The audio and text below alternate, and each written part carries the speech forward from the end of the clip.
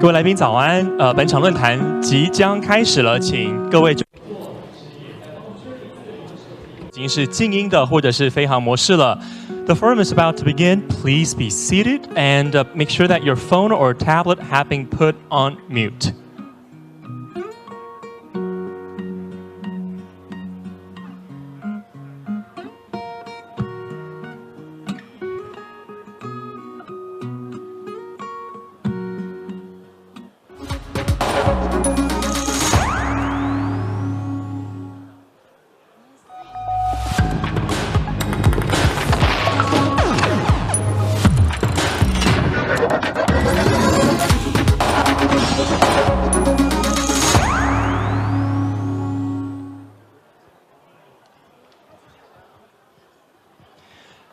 现场的各位贵宾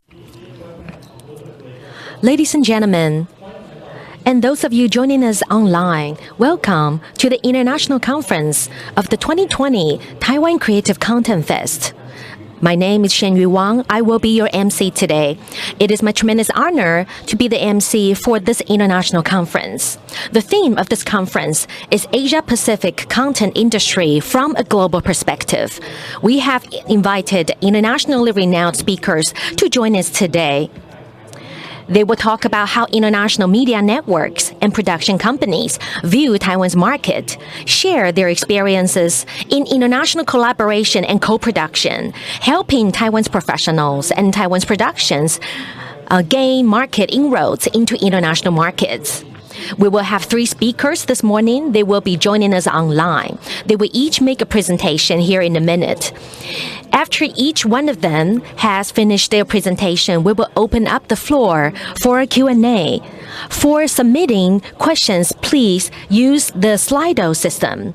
Please take a minute to scan the QR code or click on the link in the video description down below. For those of you joining us online, you will find the QR code on the screen. Once again, you will also find a link that will redirect you to the Slido submission page by going to the video description down below. Please submit your question by using the Slido page. And during the Q&A, we will select a few questions to raise to the speakers. I would also like to take a minute to thank the Taiwan Beer Sample TV and the Taiwan Nuts Company for sponsoring today's events. Now, I would like to welcome the 3 speakers who will be joining us this morning. Ricky Oh, President, Warner Media Entertainment Networks, Asia Pacific. Hannah Lee, Studio Dragon Chief Producer. And representing EAVE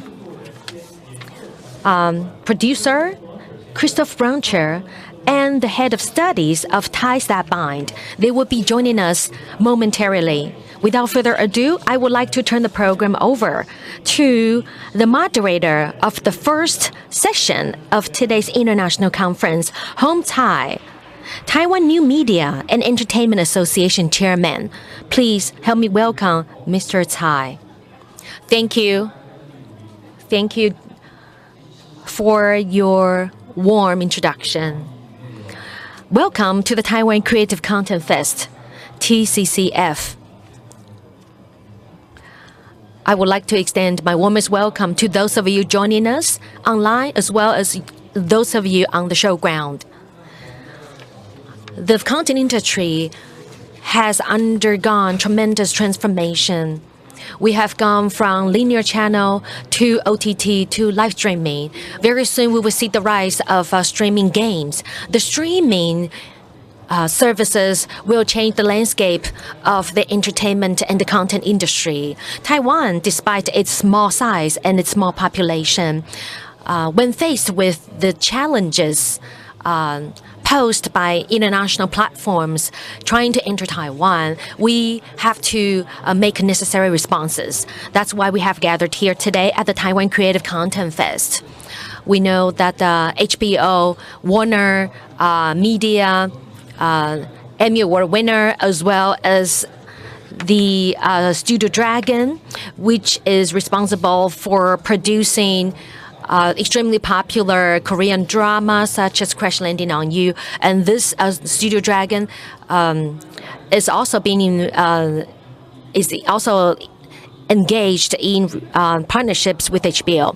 And then lastly, we have another speaker from France, the producer of EAVE. The European market is closely related to the Asian market, particularly the Taiwanese market. So today we will get the opportunity to learn about the market insights and prospects from an Asia Pacific and the Korean, East Asian, as well as European perspective and American perspective. So before we get started today, let's make sure that Ricky is already online. We would like to make sure that we have established the connection. Okay? Ricky is the president of Warner Media Entertainment Networks, representing HBO. HBO is being delivered through cable. HBO Go as an app.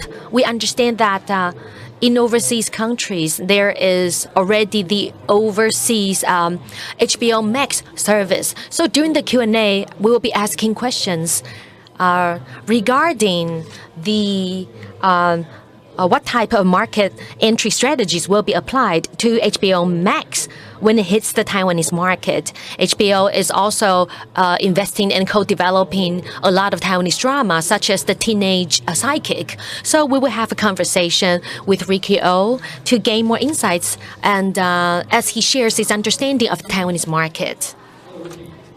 So Ricky, can you hear us?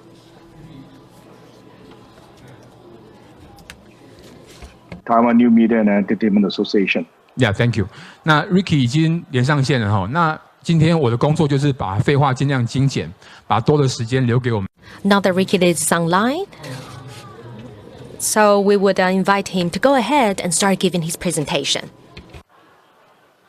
Okay, I'd like to once again thanks Mr. Chai, Chairman of the Taiwan New Media and Entertainment Association, for the invitation. Also like to thank the directors and members of the Taiwan Creative Content Agency, and especially greetings to everyone in Taiwan. On numerous circumstances, I would love to be in Taiwan and to meet many of you.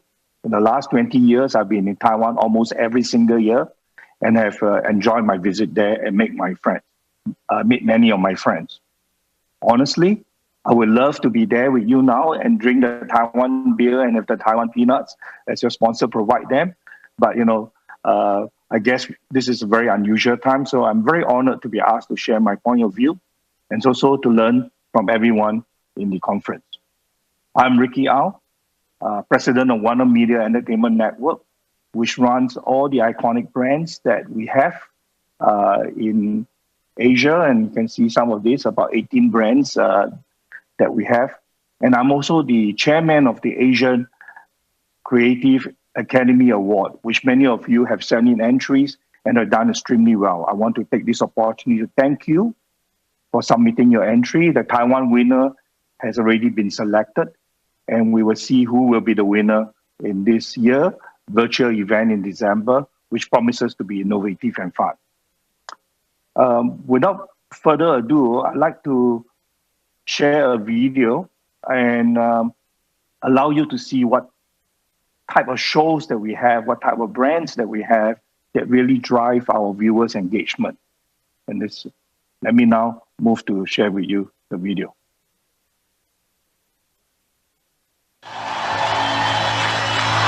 What unites people? Stories.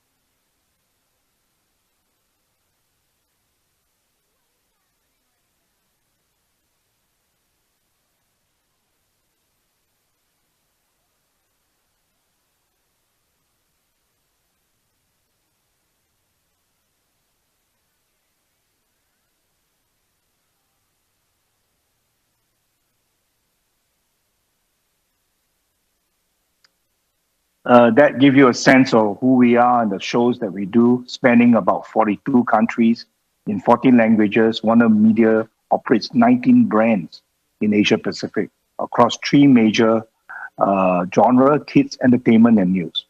Our lead brands in Entertainment is HBO, and our news brand, as many of you know, is CNN, and our kids brand is Cartoon Network.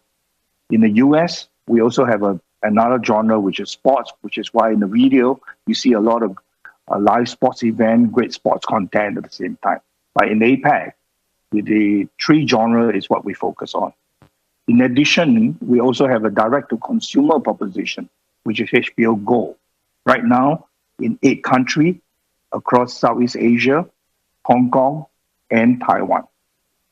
This remains the top priority for the company. Going direct-to-consumer, like Chairman in the opening address has said, has become the new direction for almost every media company. It is the same for us. Now, the reason why I show this map is that you can see how we believe that as a global big brand, we believe in local execution and we believe in local partnership. And we believe that's extremely important in how we bring the brand to become more relevant to our consumer. I'll share with you about our priority. Our top priority in everything we do is about putting the consumer first. This is even more important in the world where OTT offers more choices and consumer becomes the final decision maker. As you can see in our priority and our goals there, we believe in strong brands. Strong brands connect with consumer belief and trust in our curation, trust in our quality content, and willing to be engaged with us. Maintaining a strong brand requires us to work with local partners to drive engagement and relevance. This is where partnerships and its marketing power can be extremely important for us. Our next priority, which I spoke a little bit about already, which is going directly to consumer. We launched in about 8 markets now, and it was launched about 2 years ago, but the real explosion, the real expansion of the launch happened this year in the middle of a global COVID-19 pandemic. And I think that speeds up the entire thing for Asia, and that's why HBO Go has gone on a very aggressive launch. With this expansion, you can expect the HBO Go offering to be expanded also. You have more local content, you have more kids contents and family contents, and thanks to HBO Max, which is launched in the US, we also will be making some of the HBO Max content to be part of the offering. So we are taking it to the next level. You know that HBO Go offers the first run movie, not many streamers offer first run movie, and we offer our unique HBO original. So this is now expanding and taking it to the next level, and we are very excited about what's next in 2021. Quality content, curation, strong consumer brands, 360 distributions, strong engagement is the path to success. It's easier said, and it's difficult to achieve because it's easier said, it's hard to apply, but we have a machinery, we have templates that we think will help us to walk along that path. Last but not least, in terms of goals that we are looking at, we're looking for local content. IPs will be a big differentiator for us. And we think local content makes a big differentiation, especially when it comes to even for linear and OTT services. Thus, we'll continue to invest in local content, in IP creation, both for the linear channel, for the OTT channels, and for the social media that we operate here. I next wants to talk about the 3 different goals that are set in there. I just want to remind everybody that kids and IP are important priority for Warner Media, because when you think of Warner Media, you think of HBO, but I want to say kids and IPs are very extremely important and not to be forgotten. They appeal not only to family audience, but also to young audience. Taiwan has a strong animation industry, and this is an area of opportunity. A strong and popular IP can multiply the connection. For example, Tuski, I think in some of you call it Jian Tu, right? It is 100% made in Asia. It's done extremely well in mainland China. It's available in short form, in gaming, in social, in messaging, and in e-commerce. And also in theme park also, some of the theme parks in part of Asia. So, it has the ability to travel, has the ability to have the connection. It has even gone into India, even though it's made in North Asia market. And so we're very excited about this IP. And, the example on the right of the screen, you can see there is a TV drama with Tencent, even make it into local TV drama, and it's incorporated into the characters, into the live action itself, and making the show a very unique one, taking the IP to a new level. And, I want to also share with you next a project that we have. It's called Lamput. It's a good example of how local IP made in India have found the ability to travel beyond one country. Let me try to play this.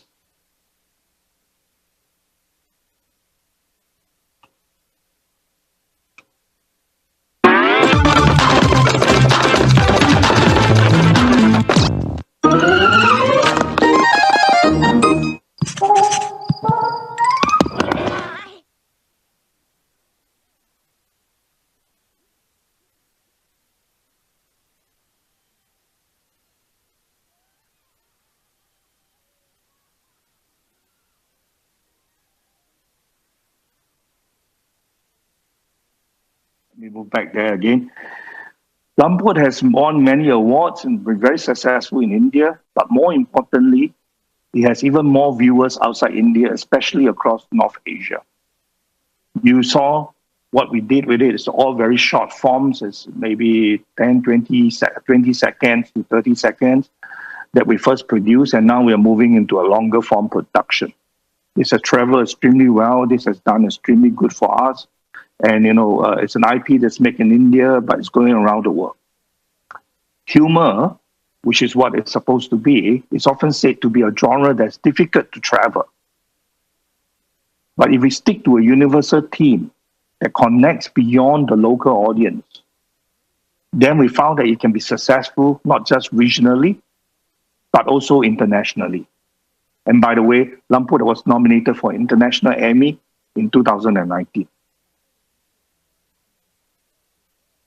I guess many of the audiences are here to listen a little bit more about HBO and HBO Go. And I've been told and been asked by the organizer to talk about what are the criteria that we select our partnership in Taiwan. So I'd like to go into some of that in the next few slides in reference to HBO. HBO Asia invests in Taiwan about 8 productions to date. The most recent one is Adventure of the Ring. Many of them are award-winning. We want to take this opportunity to thank our Taiwanese networks, our partners, our production partners, for working very hard with us. We also want to thank the Taiwanese government for also being a big supporter for us, not just financially, but also in a lot of the approval, making production easier in Taiwan. So we're very grateful, very happy, big benefactor to that. And Taiwan is probably one of the countries that we produce the most in Asia. One of our biggest criteria is the story and the cast has to be authentic. So Teenage Sidekick is a good example of a story and a cast that's extremely authentic. It's an Asia story that can spark dialogue and generate a lot of buzz, a lot of talking points. And so it was no surprise the show works extremely well, not just in Taiwan, but all across Southeast Asia. And so we're very excited about it.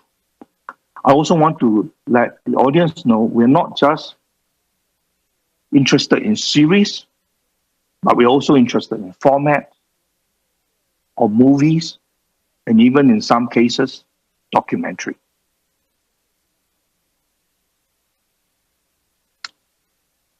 The other thing that we also look at in stories is we also look at shows that embrace and reflects the HBO brands.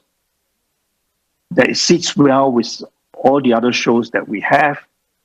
So shows may not appeal to the mass audience, but the quality of the content is undeniable. It's something that we are very excited about. It must have the ability to engage in the audience of the local market, Taiwan in this case, and also go beyond Taiwan. So it's key for us that it's a local, authentic story, but with a universal theme that can travel and become a hit outside Taiwan itself. This also means that we need rights for D2C, for the commercial people, including Asia, USA, and we need simulcast with local partners. There's a few genres that we like.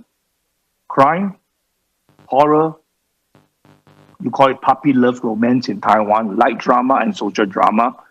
The World Between Us is a good social dramas, have universal themes that travel across the world. It's something that does extremely well with us. These genres are the genres that does extremely well in Taiwan, and Taiwan has an advantage in producing some of these shows.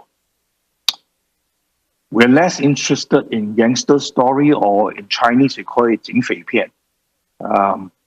It's not that not interested, we are less interested. So those are things that the genre where we are keen on. We are excited to work with you in the future.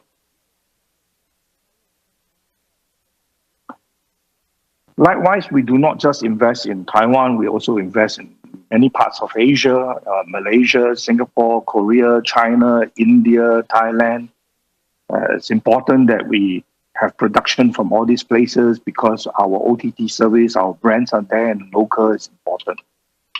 We believe the diversity of shows is something our viewers enjoy, the richness of choice. So our viewers love the diversity, love there's a lot of choices and good contents for them to look at.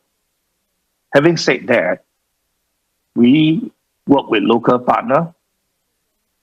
And when we look at local partner, beside the story, beside the script, we look at local partner with strong production team. We look at local partner that have strong connection to top local talents. And we also look at local partners who are willing to work with our script writer also to further improve the show for more international acceptance, for more international travel. And last but not least, we also look at local partners who have strong marketing power to drive awareness, consumptions, and relevance in local market. I think that's a very important factor for all of us. So those are some of the criteria that we are looking at. In short, we are looking at authentic story that can travel. We're looking at strong local partner with strong production ability, and we're looking at strong local partner with marketing understanding that can help to drive the success of the show. We talk a little bit next about Taiwan. And this is the last part of my presentation, and we can go into Q&A after that. I grew up watching Taiwan shows, big fans of Taiwan's dramas, Taiwan movies. And, Taiwan has a strong storytelling.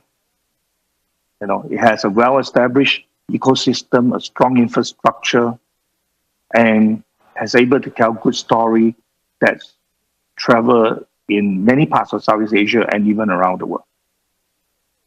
I find it most amazing that Taiwan constantly produces new talent, especially new director with amazing story, with good production value and reasonable budget. And thus, I think all these are Taiwanese advantage. And you have a growing market that's willing to bring some of these new ideas, new shows, and experiments to the marketplace, which is very exciting. And it will be even more exciting as we look at Asia Pacific. And this is taken from MPA Motion, the media partner Asia, basically, and they shows the growth of SVOD services across Asia Pac, and you can see that's phenomenal growth. I don't need to tell you that the distribution explosion allowed for great story to travel. This is an opportunity time for Taiwan creative and talent to grow beyond a Taiwan-only market. But I said earlier, we first need to focus on the consumer. And different consumer has different tastes across the region. And so the ability to produce a show that is great for your local market and yet ability to travel is a skill set that needs to be developed and acquired. Last but not least, what I hope to see, and this is my personal point of view, you have great storytelling, invest in the storytelling, get world-class productions, get the production quality ups and there. Cooperation with world-class brands, with the panel here, you have Studio Dragon, you have Warner Media, you have other speakers coming on, and there are world-class brands that you can work with. And I also want to encourage you to say that animations and IP are important, and it's something that Taiwan can do well. And animation and IP can go into games, can go into various factors, and it's also a area of success. And I want to encourage you to look at that. Last but not least, I want to talk about government incentive. Government incentive, I think, is extremely important to help to get your young talent to work overseas. By working overseas, your young talent will be able to learn more about local audiences and in a better position to make things relevant and deal with how you get local and yet global philosophy. I also want to encourage the local authority to look at incentives, not just for a whole make in Taiwan, 100% make in Taiwan, but also incentive for partially make in Taiwan. And so, that I think would be extremely helpful. Last but not least, this is more for my own self-interest. Many of the governments across Asia, they deal with Warner Media on a longer-term perspective, and they deal with us on the subsidies, on the lump sum subsidies on various projects through a longer time period. I think this is also something that you can consider working with key players with subsidies that has a longer term period with a bigger lump sum, so you're not doing project by project, and you're able to then tap into a scale of developing and focus on the direction and strategy that you want to develop. I think that's partially what I have to share this morning. I just want to wish all of you a good conference, good health, and I'll return back to the MC for the Q&A.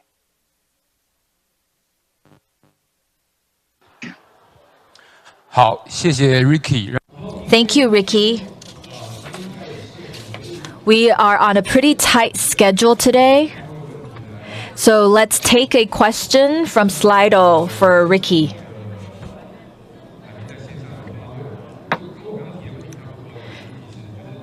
There is a question. We know that in HBO Go, it is already offered in Taiwan, but HBO Max overseas is something that is replacing HBO Go. So Ricky, can you talk about HBO Max? When will it be introduced to Taiwan? And after it's introduced into Taiwan, how will it differentiate from HBO Go? Thank you, Ricky. Great questions.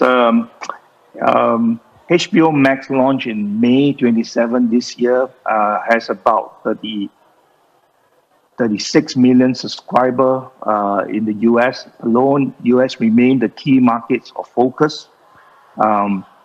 We launched HBO Go about 2 years ago, but the real launch and explosion came this year. There's no specific date for HBO Max launch in Asia yet, and so it will be very premature for me to tell you what the date is. But like I said to you earlier, so our entire focus is on HBO Go, and currently in 8 territories: Hong Kong, Singapore, Thailand, Malaysia, Philippines, Vietnam, Taiwan, and Indonesia, with various partners that we have, and partners including Mola in Indonesia, CNS in Taiwan, Cabro in Taiwan, Catchplay in Taiwan, TOP in Taiwan, Signa, Globes, 3BB. So you can see from what we are trying to do with HBO Go is we're going into local market, we strike a lot of local partnerships, and we use that to drive the marketing and drive the offering to the consumer. We believe in the 360. We believe in HBO Go, making it available to as many people as possible. We also believe in expanding the offering, which I shared with you earlier, that not just movie and HBO series, now you include kids and entertainment, and also increase HBO Max content into the HBO Go, making the offering a lot richer, especially coming next year. I foresee when HBO Max come to Asia, which we still do not know when, and since we do not know when, we will just focus on HBO Go, but we foresee that it will be a smooth transition, that the current customers of HBO Go as a partner will find a very smooth transition to HBO Max. We want to make sure that journey of the transition and the experience of the transition remains extremely easygoing for the consumer. And so I would say that so for now we are focused on HBO Go, making it better, and we look forward to HBO Max coming in the future. 喂，谢谢 Ricky 哦。 Thank you, Ricky. One final question. One final comment. I'd like to introduce to you to NMEA. We are the largest content association with more than 160 members. So a lot of production companies or animation companies, there are members, including Disney, Netflix, Google, and YouTube. They are our members. So we would also like to invite you to join NMEA so that we can boost the quality of content. What do you think about that, Ricky? Wow, you really know how to do a good job as a chairman sure. and sell your associations and your membership. We would definitely consider that. If you send me the Taiwan PTU and the peanuts, I will really consider it stronger because I can't go to Taiwan to drink your PTU and your peanuts. So maybe if you send to me, I will consider this even stronger. Okay, thank you first. 那谢谢 Ricky。 Thank you so much, Ricky.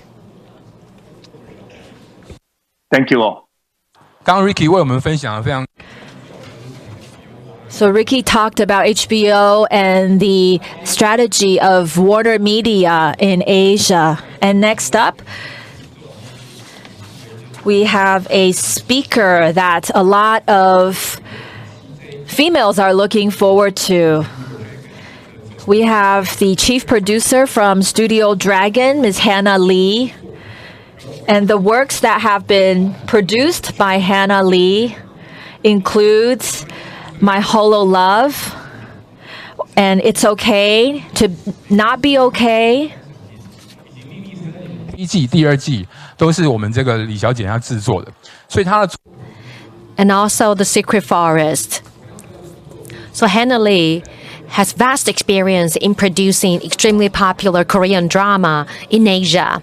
And they're all being live streamed on Netflix. So the OTT market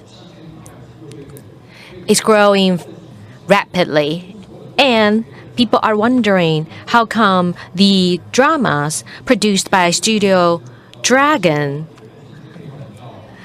have always been favored by streaming platforms such as Netflix. So without further ado, I would like to welcome our second speaker, Hannah Lee.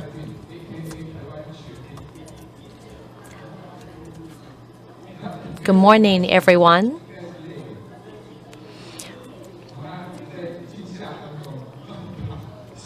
I think there's a transmission latency. However, I would just go ahead and ask Hannah to start her presentation.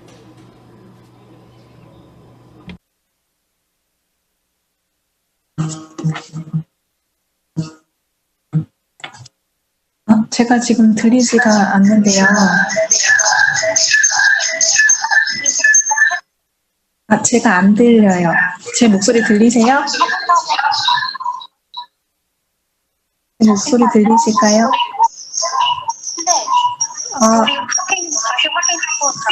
네, 그럼 제가 일단 안 들리는데 그냥 시작할게요.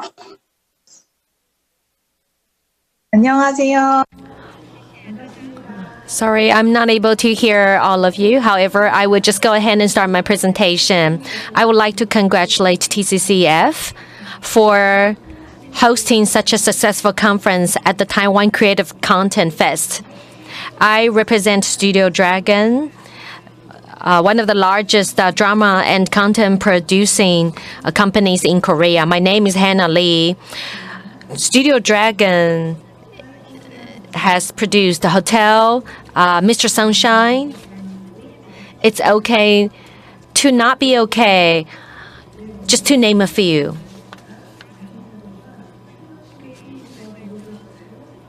Studio Dragon has engaged in partnerships with many overseas companies and international platforms. My job is to develop and produce dramas. In MBC, I began my career as a producer. I have been working as a producer for over 15 years. I think even 20 years down the road, you will still find me producing even more content. However, I will pass down the torch and work with the newer generation. Recently, we have produced the mini-series, It's Okay to Not Be Okay, which turned out to be a tremendous success. So, let me turn my attention to the main topic today, the keys for success for producing dramas. In recent years, there is a plethora of Korean dramas and TV and movie contents. All the producers are wondering what type of contents will become the next big hit. I think it's very important to have a target audience when you start out. When you start out, you have a very clear idea as to who your audience is going to be.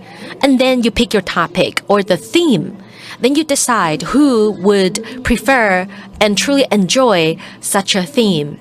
So when developing the production, you want something that's very relatable, something there that is familiar, something that is novel, yet it's something that people could relate to, something that is drawn of which the inspiration is drawn from our everyday life, but there's a sense of novelty and innovation to it. I think this is the recipe for success in terms of being able to engage the audience.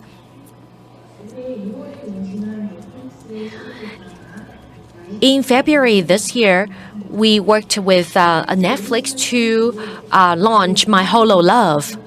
This is a TV series starring Yoo Hyun Min and Ko Soon Hee. The female character has a problem recognizing people's face, and she is dealing with an AI-enabled character.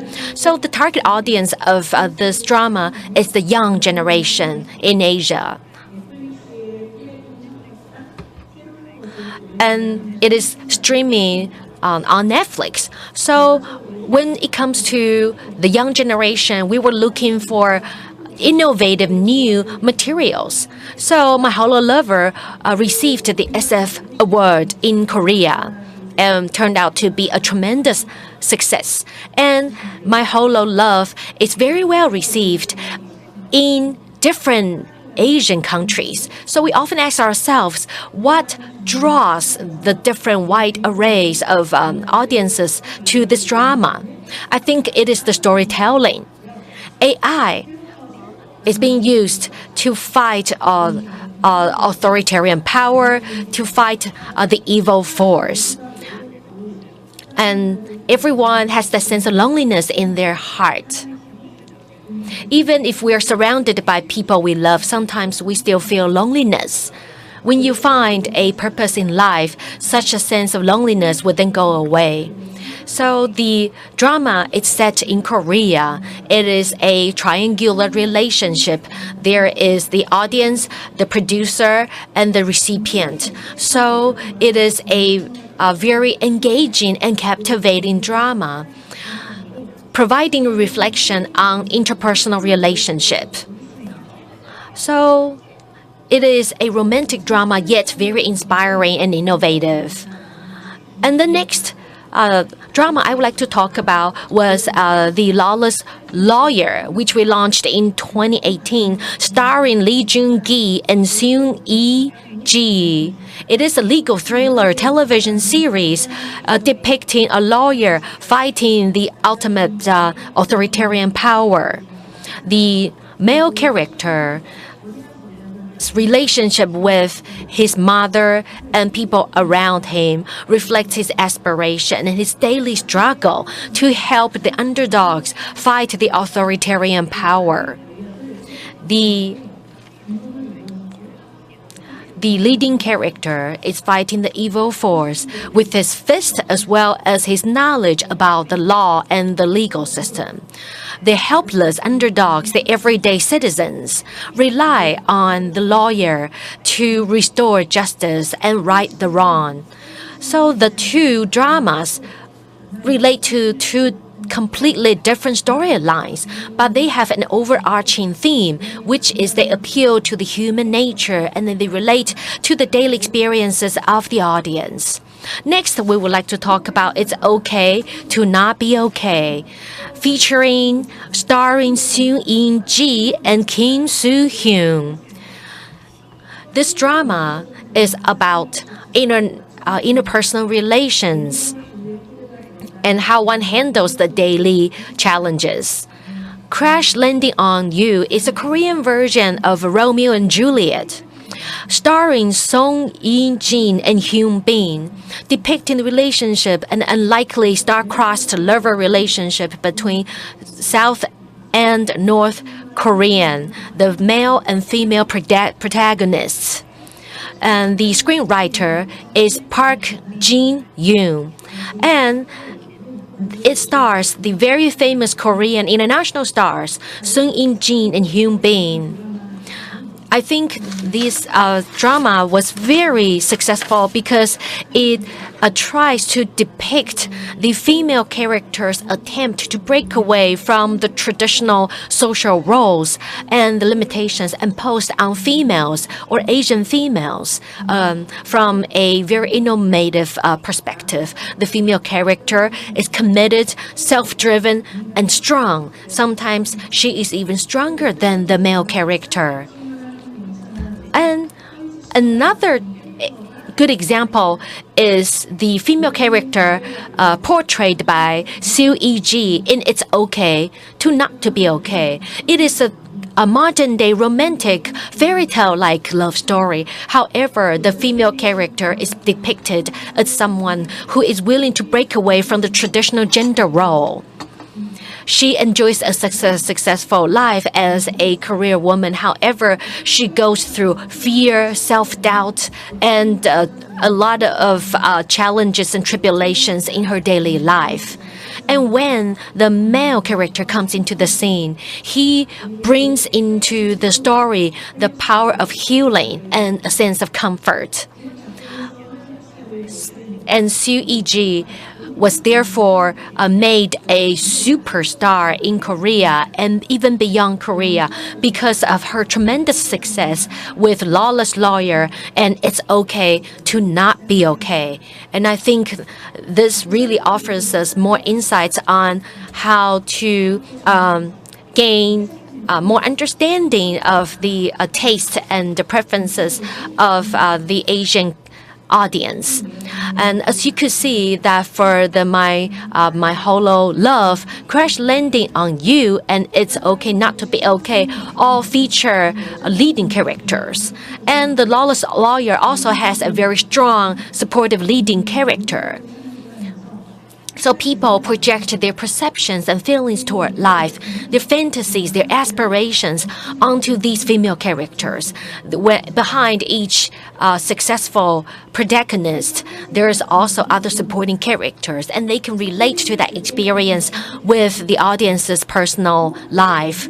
So we are seeing that the transformation and the ever more strong and resolute characters portrayed by female characters in Korean drama. I think this has formed a tremendous attraction for audience in general.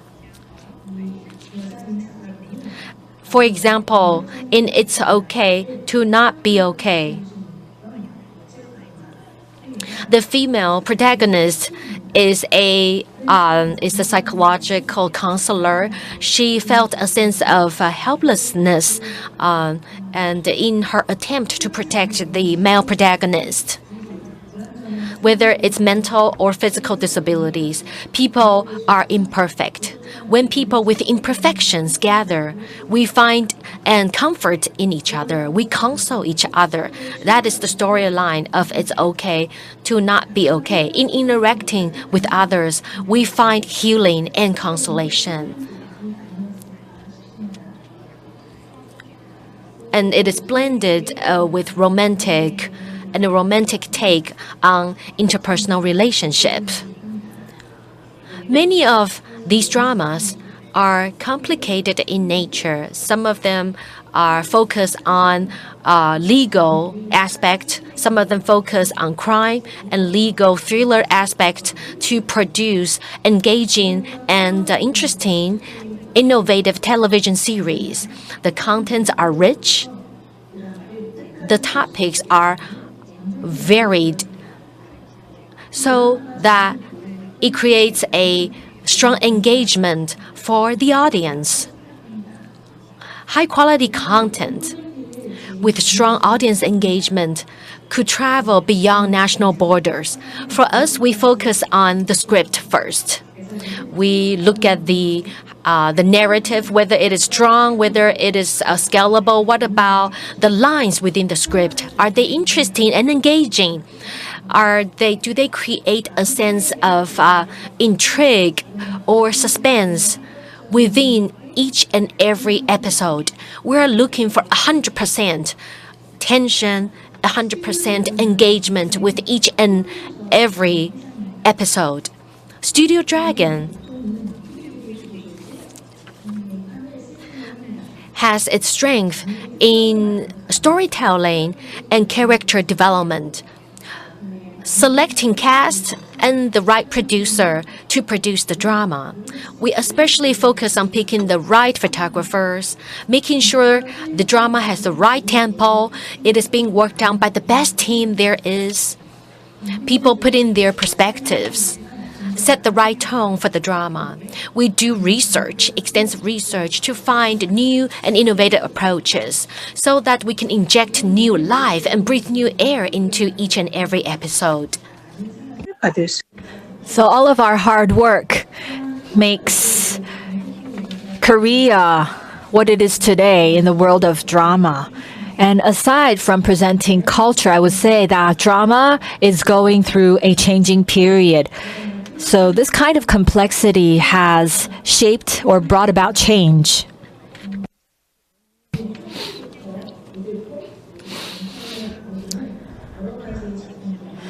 Through longer content and work, we're trying to reflect the spirit of the times. So this is something that we at the studio are doing. For different types of genres, we will talk to creators from the beginning to the end of the process. There is a lot of communication. So after the original works are procured by PD, we will try to match up to the directors that are suited. And for certain masterpieces to achieve a certain level of quality, we need to be fully involved along every step of the way to produce the best quality. At the same time, we also communicate with platforms on a constant basis to ensure the quality and also to make the best use of our budget in production. And the budget is the fruit of our discussions with our partners. So by collaborating closely with our partners, we talk about not only the story itself, but talk about the timeline, the scheduling, the cast, marketing, and to go about the best way possible in marketing. And we understand each other's demands and needs to come to an agreement. That is a very important part for us. Even though we communicate with our partners via email, we also make use of phone calls and video conferences and have face-to-face meetings so we can fully communicate without any misunderstandings. We work with international platforms in a balanced manner. And for creators, in terms of the content that they have, they also work with our team members to achieve the best outcomes. And Studio Dragon is a top studio in Korea. We have writers, we have directors, and we have a PD. So we communicate on a constant basis to ensure the best quality produced. We work closely with our platform partners, and we are proud of the work we do. We do our best to ensure the best quality, and also we do our best to build mutual trust between us and our collaborators. In terms of our relationship with Netflix, that is also the case. They trust us and they acknowledge our ability to do our work well, and they allow us to produce best quality work. We talk to Netflix about the story development. They also share with us their feedback.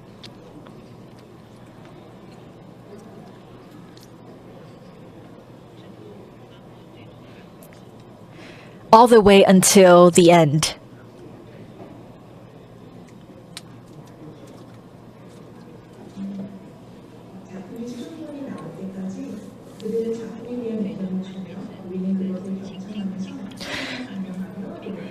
Throughout the process, we give each other feedback along the way. And that is the foundation to building mutual trust.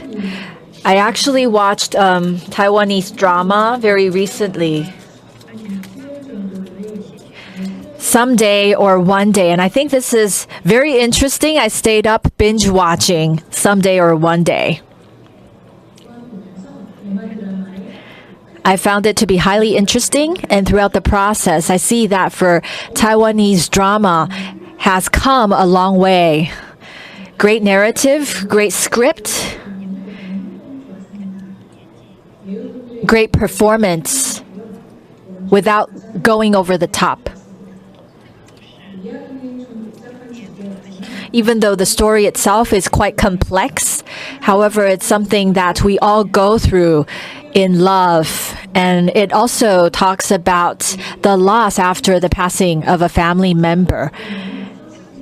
And when it goes back into time, and also the element of the killer is quite refreshing. That's why I was so mesmerized by Someday or One Day. This is something that I like to remake as well. So we see that the drama market in Taiwan has come a long way with more and more wonderful content. And I think going forward into the future, I hope to work with you one day. It has been a pleasure to be with you. Thank you for listening, and I hope that was helpful. I do hope to see you again. All the best to you. Thank you for listening.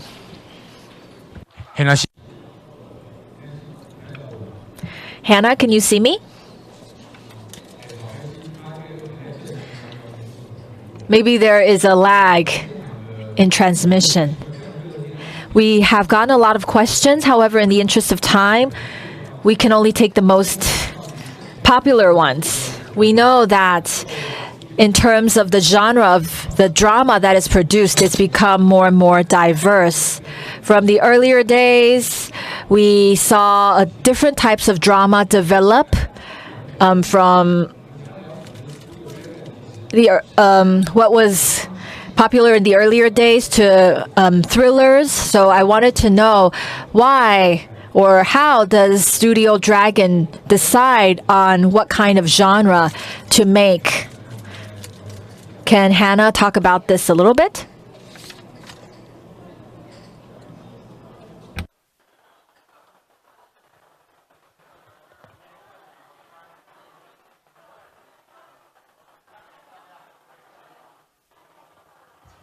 지금 Q&A 시간인 것 같은데 죄송한데 제가 오디오가 들리지를 않아서 그래서 제가 답변을 어떻게 드려야 될지 좀 난감하네요. 지금 오디오가 전혀 안 들리고 있어서 네.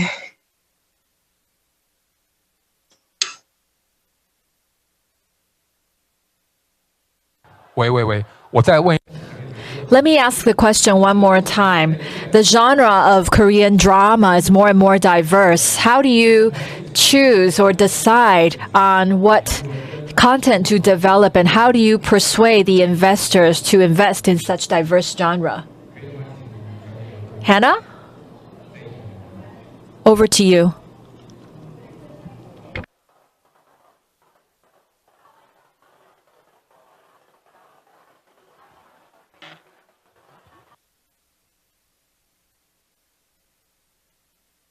네, 제가 오디오가 전혀 안 들려서요.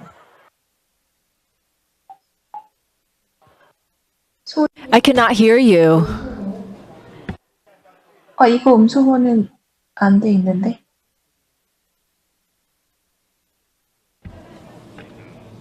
I couldn't get the audio feed. 他那边他麦克风忘了开了，所以我刚刚讲了那么多，他一句都没有听到这样。 Yeah, she was not able to hear my question, so we are actually getting on the phone with her to figure out what just happened. So let me try to get the question across. In case she cannot hear us, we may have to move on. 他看得到吗？ Hannah, can you see us or hear us? Hi, Hannah. 可是他麦克风没有开吗？ Is her microphone on? She cannot hear us, even though she can see me.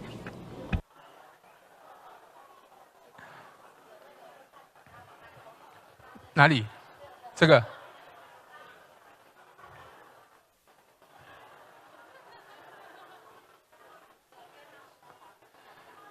要把麦克风打开。 Right, she needs to unmute her microphone. 可他听得到我讲话吗？ Can she hear me? 讲者，可是他听得到。OK， Hannah씨， 왜 안 되지? Can you hear me？ 你有听到我说话了吗？ For some reason, I cannot hear you.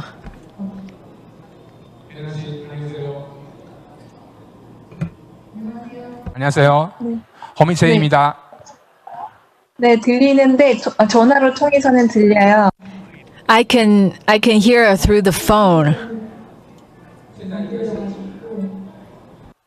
我再重新问一下刚才。 Okay, let me repeat the question one more time.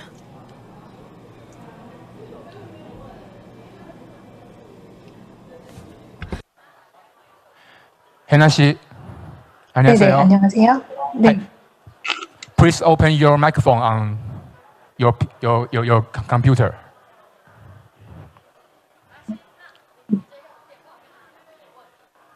英文哦，我讲不出来。 소리가 조금 울려서 들려가지고. 我讲中文，可以吗？ There's an echo. 韩剧的类型越来越。 So we're seeing more and more genres in Korean drama. How do you decide on what to develop, and how do you persuade investors and also international platforms to work together?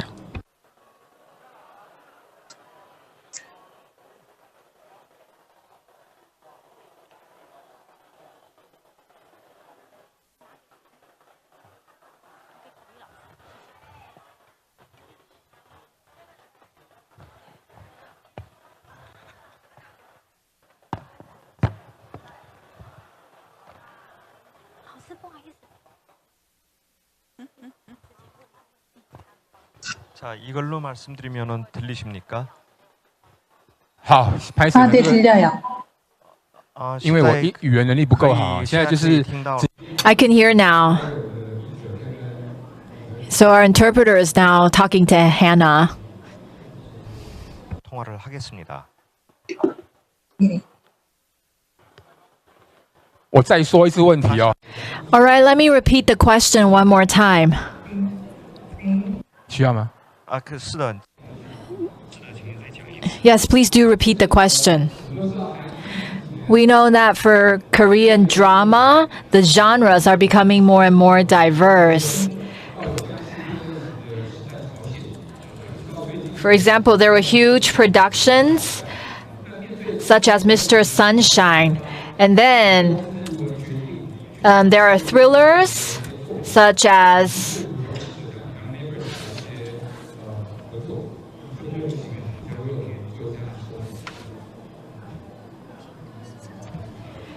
Kingdom. So how do you decide on what kind of content to develop?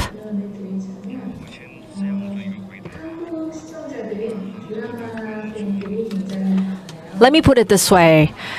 The audience in Korea is quite diverse.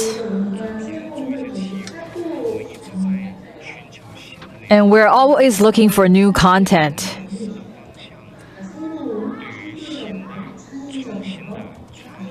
And for us, we are interested in innovation. So drama that are innovative are our top priority. So for diverse genres or content that could appeal to the audience are what we're interested in.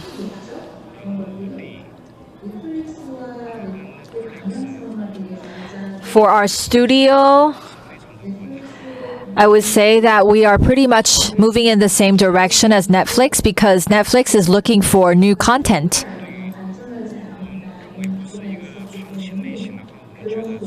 So if content is not innovative, then we don't feel like there's potential. So we feel like there is a common denominator there between us and Netflix. So we don't necessarily need to persuade them because we do share a lot of commonalities in that regard.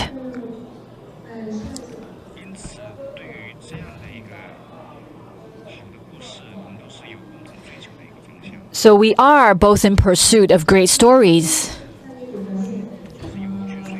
I can't say that we need to persuade or convince Netflix. They liked our work first. And when we are selecting genres, usually it's not a problem for us in collaboration. Thank you, Hannah. Thank you for that. And Hannah, we would love to invite you to Taiwan after all of this passes away. Please come and enjoy Taiwanese fried chicken, not Korean fried chicken, and enjoy our beer. We hope to talk about collaboration further. That would be great. Thank you.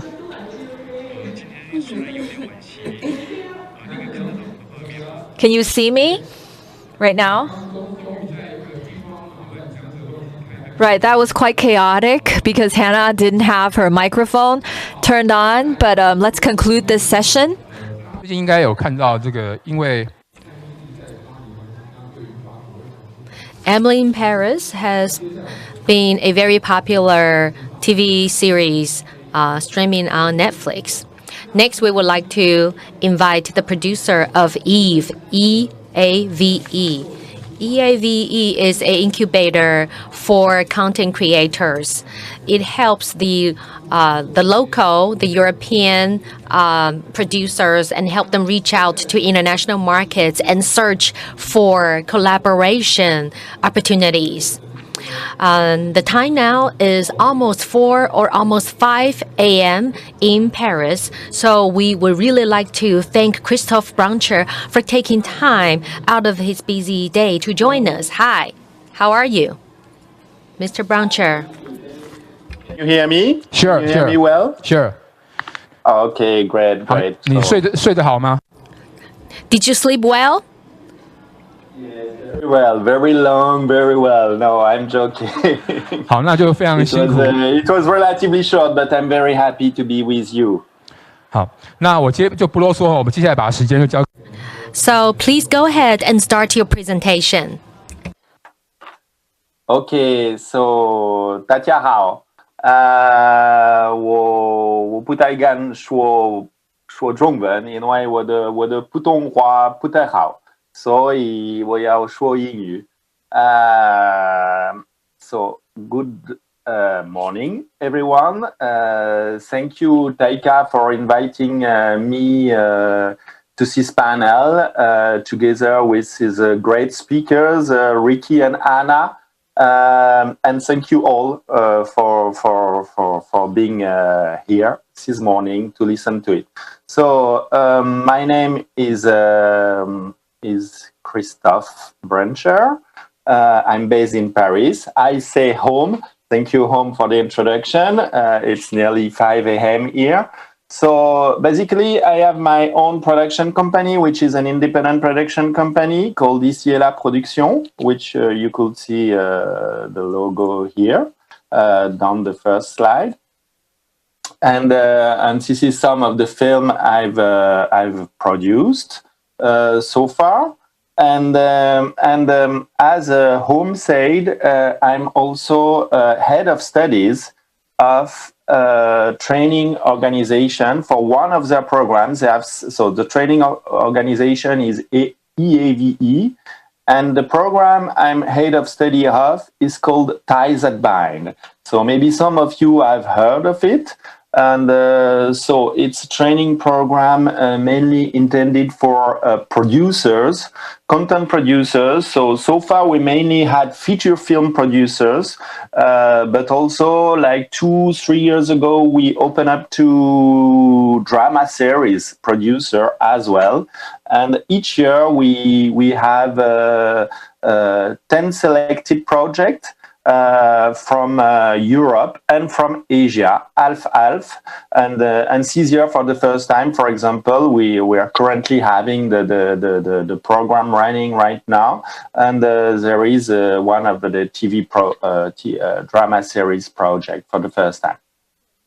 So I'll go further. I'll develop that further on. So yes, I was proud, so I wanted to tell you that among my films, 2 of them have been released in Taiwan, at least on DVD. That was the posters. I tried to research to put the Taiwanese posters. Okay, so I tried to make a very practical and useful presentation. I've been asked by the organizer what kind of content will be interesting for international co-production for Taiwanese producers to develop. So first of all, when we talk about the global market, it's true that what could work very well locally for the domestic market is not necessarily the most relevant for the international market. So you basically have when we say, hey, what film to do, what film works internationally, when you look at what are the contents that work globally, usually when we talk, for example, mainly for feature films, the local hits are not necessarily the global hits. When we talk about the world market, let's say, yes, we used to divide into two categories. We say there's art house film, what I call here festivals films. I like this, and maybe more commercial films. But I like an international sales agent who used to say, no, come on, you don't have art house film and commercial films for the global market. You have two kinds of films, Hollywood films and non-Hollywood films, meaning that even a local hit in your country kind of become art house film when it goes to the international market. So what I mean by that is that you have to be confident in what meaning that you have if you have a small budget film, it doesn't mean that it won't sell globally. There's a lot of example of that, and one of the great platforms to promote your content in that case will be the film festival, the International Film Festival. Having an exposure there will grant you a good access to the markets to sell globally. Then I will say that rather than story-driven film, we've seen a trend now to go more to character-driven content, because and this applies a lot, of course, for drama series.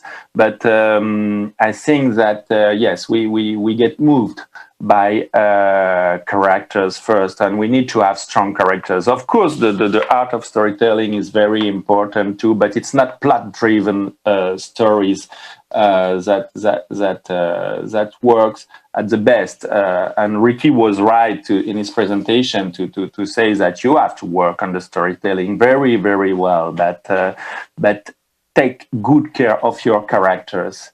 And also, I had prepared this presentation before, but I said, Ricky, for example, local subjects are very important.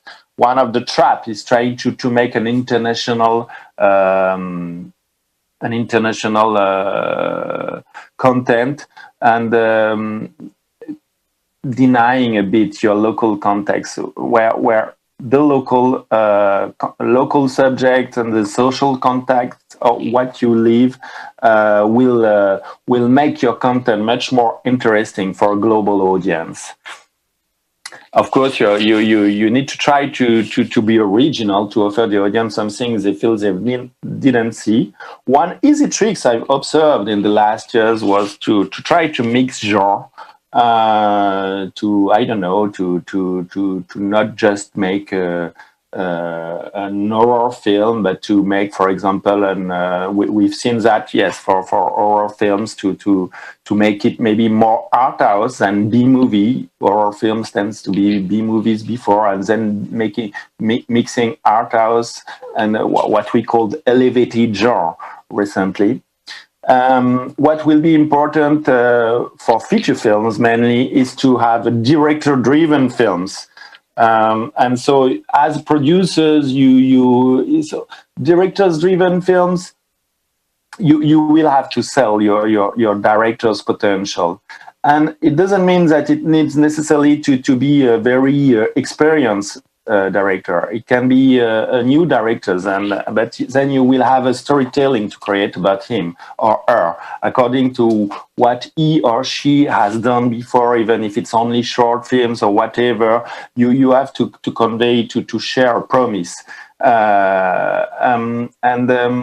I should say that, yes, debut director, it's even more suitable sometimes for co-production with Europe, because some commissioning editors, some TV channels, they have some quotas. They like to discover new talents. So really, yes, if you develop projects with debut directors, you have something to play here. And also there's a particular attention in Europe now for, like also in many other places in the world, for female director films. So take that in mind too. So again, the festival potential, take care of the festival potential to get international exposure. And also, there used to be in the industry a big attention on casting. It's still the case, but with the development of the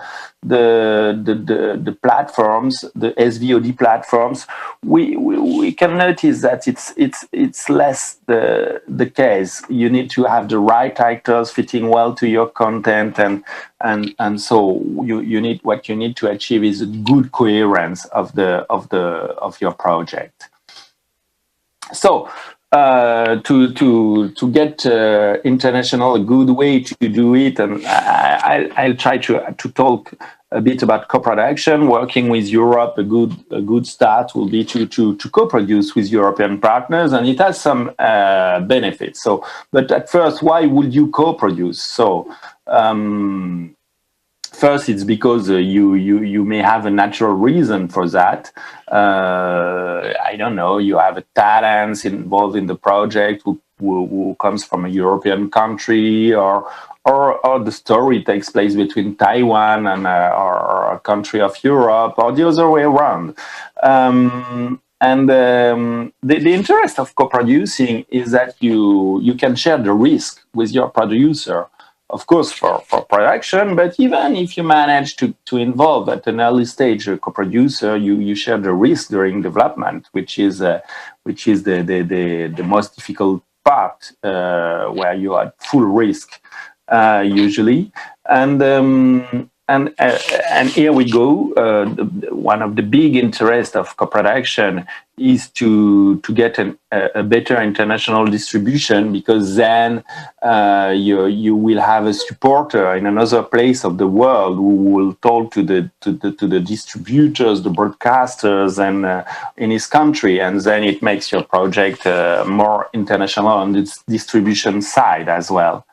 And so, and of course, one of the main reasons why people usually co-produce is co-financing part. It's because then you have access to more financing resources, and usually co-production is used as closing the gap of your financing, and so you may have your own reason. Also, having an international setting up an international co-production from the development phase, which we could call co-development, can be interesting, because then you have a different culture involved at the moment of the content creation. So, yes, financing still remains one of the main reasons for co-production. I will go fast on that because we don't have much time, but we could say basically, mainly for financing for feature films, you have three kinds of money you can have access to finance a film. One I would call soft money, which is all the subsidies that you can have access to. There's various schemes, and you're quite spoiled in Taiwan, because you have these subsidies existing, which is not the case of all countries in Asia. What I would call market money, it's money coming from the platforms, the broadcasters, or the theatrical distributors, the international sales agents, so also who will pre-buy your content, which will help you to produce it.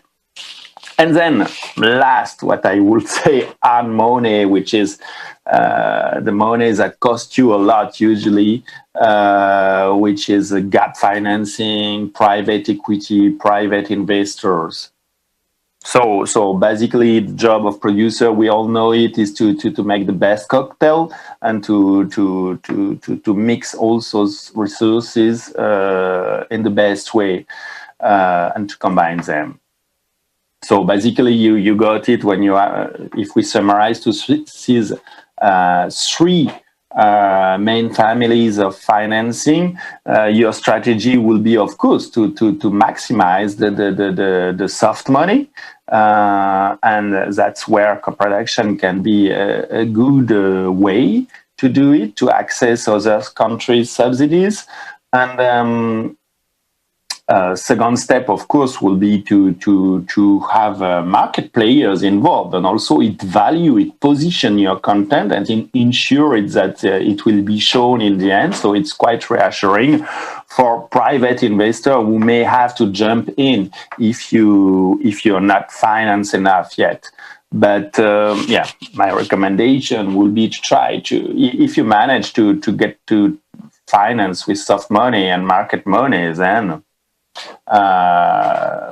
you can avoid to go for hard money, which will cost you a lot in terms of share of revenue co-production.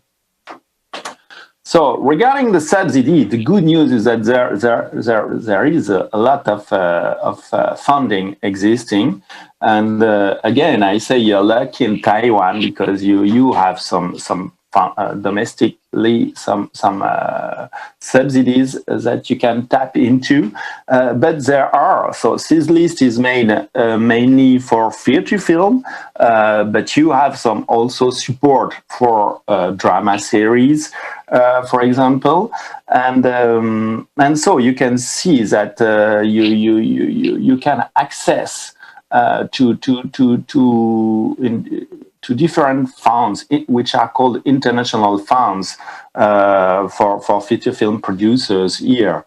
Some of them are attached to national institution, film institution, or some of them to festivals, like for example, the last one on the list, the World Cinema Fund, which is attached to the Berlinale Film Festival.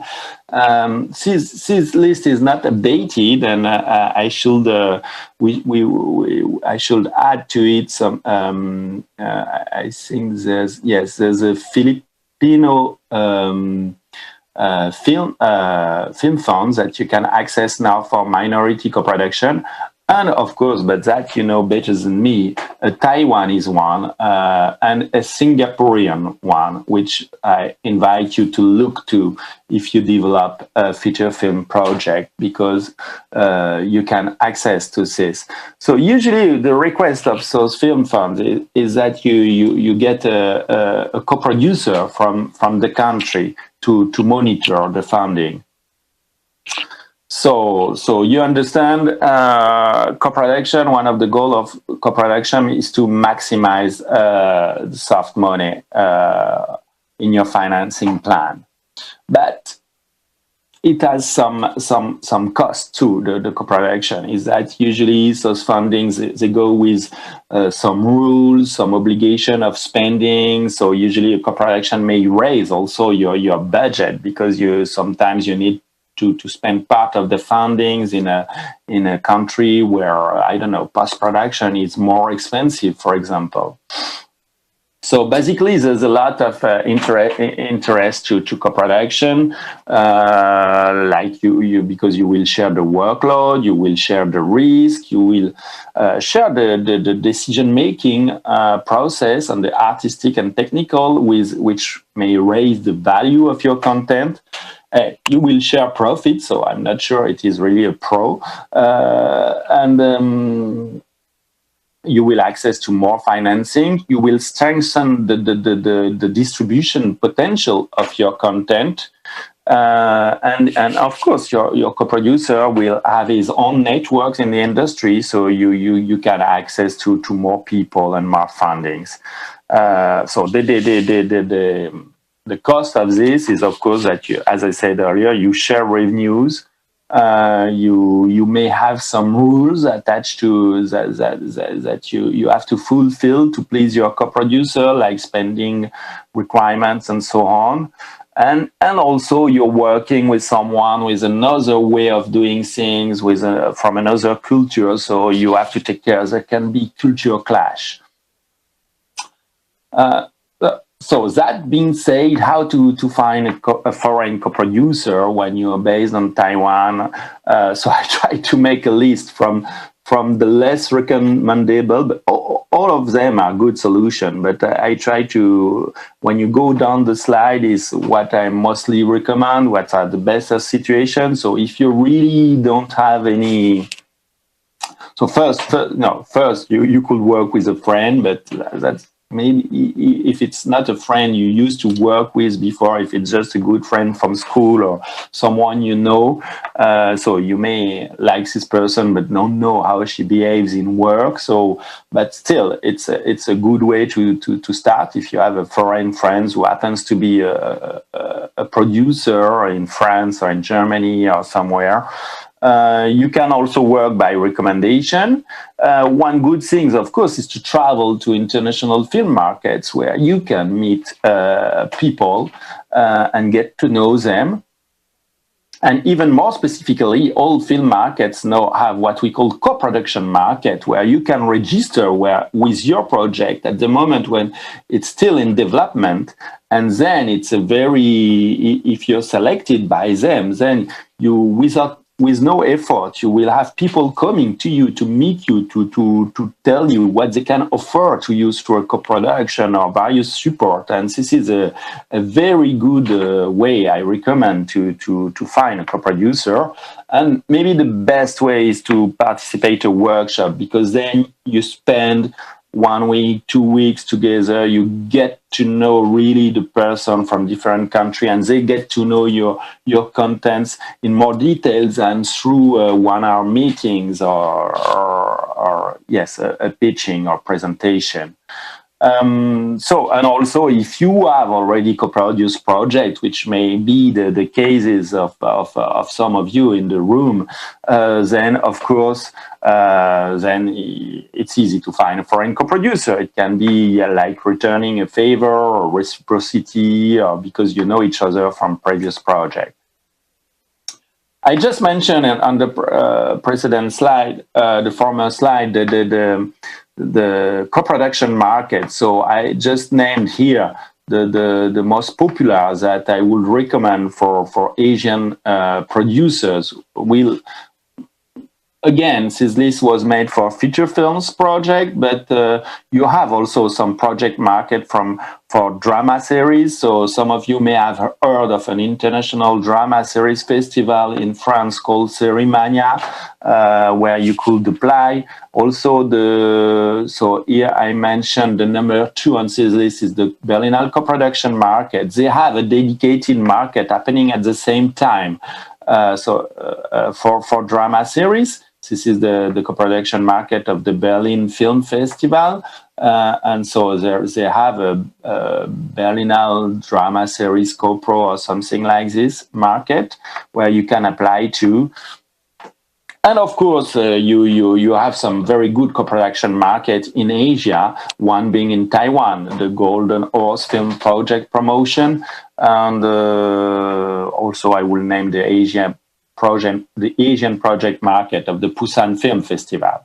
You also have one in Shanghai and many others probably. I mentioned in the middle of the list Open Doors, who is open to Asian projects this year. They change their focus from years to years, and this year is for Asian project. But I think it's more Southeast Asian. You should check. So yeah, I had made a practical do and don'ts when you attend this kind of co-production market. And from our experience, I had been asked by the organizers to say what the difference between Asian producer and European producers. So what I say, yeah, I made it in a funny way. I wrote it in a funny way. Don't confess your plan to shoot in 3 weeks. That was an exaggeration. Is that sometimes I notice that the Asian producers go much faster on development and are really, sometimes when they present their project, when you present your project, you may be tempted to say that you're going to shoot very soon, that the production is going to start very soon, just to press your partner to jump in and co-finance.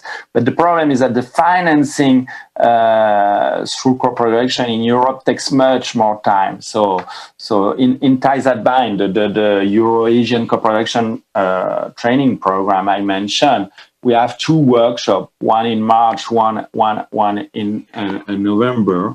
And it's often that in between some projects have been shot.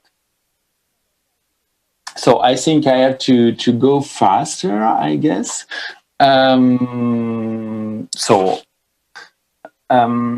Just a last word maybe about the ties and binds, this workshop I just mentioned. So here you have the website where you can find more information. It's a program created by an organization named EAVE, which has been organizing a co-production workshop for producers for more than 20 years in Europe. At the beginning, it was just to create unity in the European market and to have a established producer in their own country to go international and to work together. So this was the EAVE Producers Workshop, and down there you can see Ties That Bind, which is one of their international program. So it's for as I said, for producers who are already a bit have some experience in their own country. You don't need to have won an Academy Awards already, but so there's a selection. It's relatively competitive, but we like to mix newcomers, upcoming producers together with very experienced one. And so you apply with a project that will serve as to structure the program that will be analyzed by a bunch of experts on the legal aspect, marketing, financing, script development, and also you will get feedback from all the other participants from different countries, European and Asian also. You can also find another Asian co-producer during the program. So I think I'm running out of time if I understood well the sign I saw on screen. So the interest of this workshop is also that you get part into a family then, and you get into a network, let's say. So EAVE has more than 1,000 alumni of after this 20 years working in Europe. And for Ties That Bind, now it's been 12 years that the program has been running yearly between Europe and Asia, with many success stories, of course. So I invite you to apply I provide you with my contact here, so in case you want to get more information, you had the website of Ties That Bind, and I will try to leave you some time in case you have some questions. Homie, are you here? Yeah, sure. Thank you. Thank you so much for staying up so late and for such an insightful presentation. So we do have some questions, but let me choose one. Someone wants to know, for Taiwan film producers, if they wanted to go for international co-production. For European producers, are there any genres that they prefer in co-production? And for the local producers and the local film funds, do we need to pay attention to any processes in specific? Thank you. Yes, that's a very good question. Thank you for raising it. I think, as I said on one of the first slides, for example, if to access a French funding, usually they will be very director-driven. So if your directors have some formal work to show, if he or she won some awards, even if it's with short film, because it's a debut feature, this will help. Also, as I said, debut features, there's some quota. Even if it's always difficult to finance, will work. And regarding the subject, so I noticed that those French international film funds, they mainly like when it deals with social issue, drama, but you should not restrict yourself. If you're original, you can access this. But most of these international funds, they will try to get involved with festival films, like films that have some artistic appeal, that can position them well for an international film festival like Cannes, like Berlin, Venice, or Sundance. And what was the second question? I think, yes, the process. So the process is that it's a regular process. You for some of the fund, you can apply by yourself, and then to get the money, you will need to find co-producers later. But most of them, the best way is to find first an interested co-producer that you could meet at one of these markets, co-production markets, to have a co-producer first that then will apply for you. And so it's a prerequisite for some of the film funds. That's the case in France, for example. You can't apply to the International Film Fund if a French co-producer can apply. And then one advice also from my experience, what I've noticed is that sometimes with some Southeast Asian countries, we've noticed that there was not always a really proper contracts between the producers and the script writers. So you should mind the chain of title. When you apply, you should have at least a contract or a deal memo with your writers or directors. And then you will have to do a short deal memo with your co-producers. It can be something temporary that will stay in force only if your co-producer finds money for you. Yeah. I think, that's about it. Is there another question? Great. Thank you. Thank you, Mr. Branchier. That was very clear. We are running behind schedule, and so we will have to wrap up here. But thank you so much, and we hope that you can visit Taiwan when it's possible. Thank you very much. Will be 他应该已经很困了，去睡觉这样子。好，那今天上午的论坛。So this concludes this morning's session. There are also 2 exhibitions going on. So please do take the opportunity to visit the exhibits. There will be 2 more sessions to follow this afternoon. And in 2012, on December 21st and 22nd, the NMEA will also be holding a forum with participants from Disney and Netflix. So please do join us next month. Thank you very much. 谢谢主持人以及刚刚3位的线上的语坛人，真的是非常精彩。那虽然刚刚呢有一位主讲者的电脑出现一些小小状况，还好最后是有惊无险的结束了。那么相信今天大家的都获益良多。那么 Ladies and gentlemen, with that, we conclude the International Conference this morning. We thank you very much for joining us. The afternoon session will start at 1 o'clock.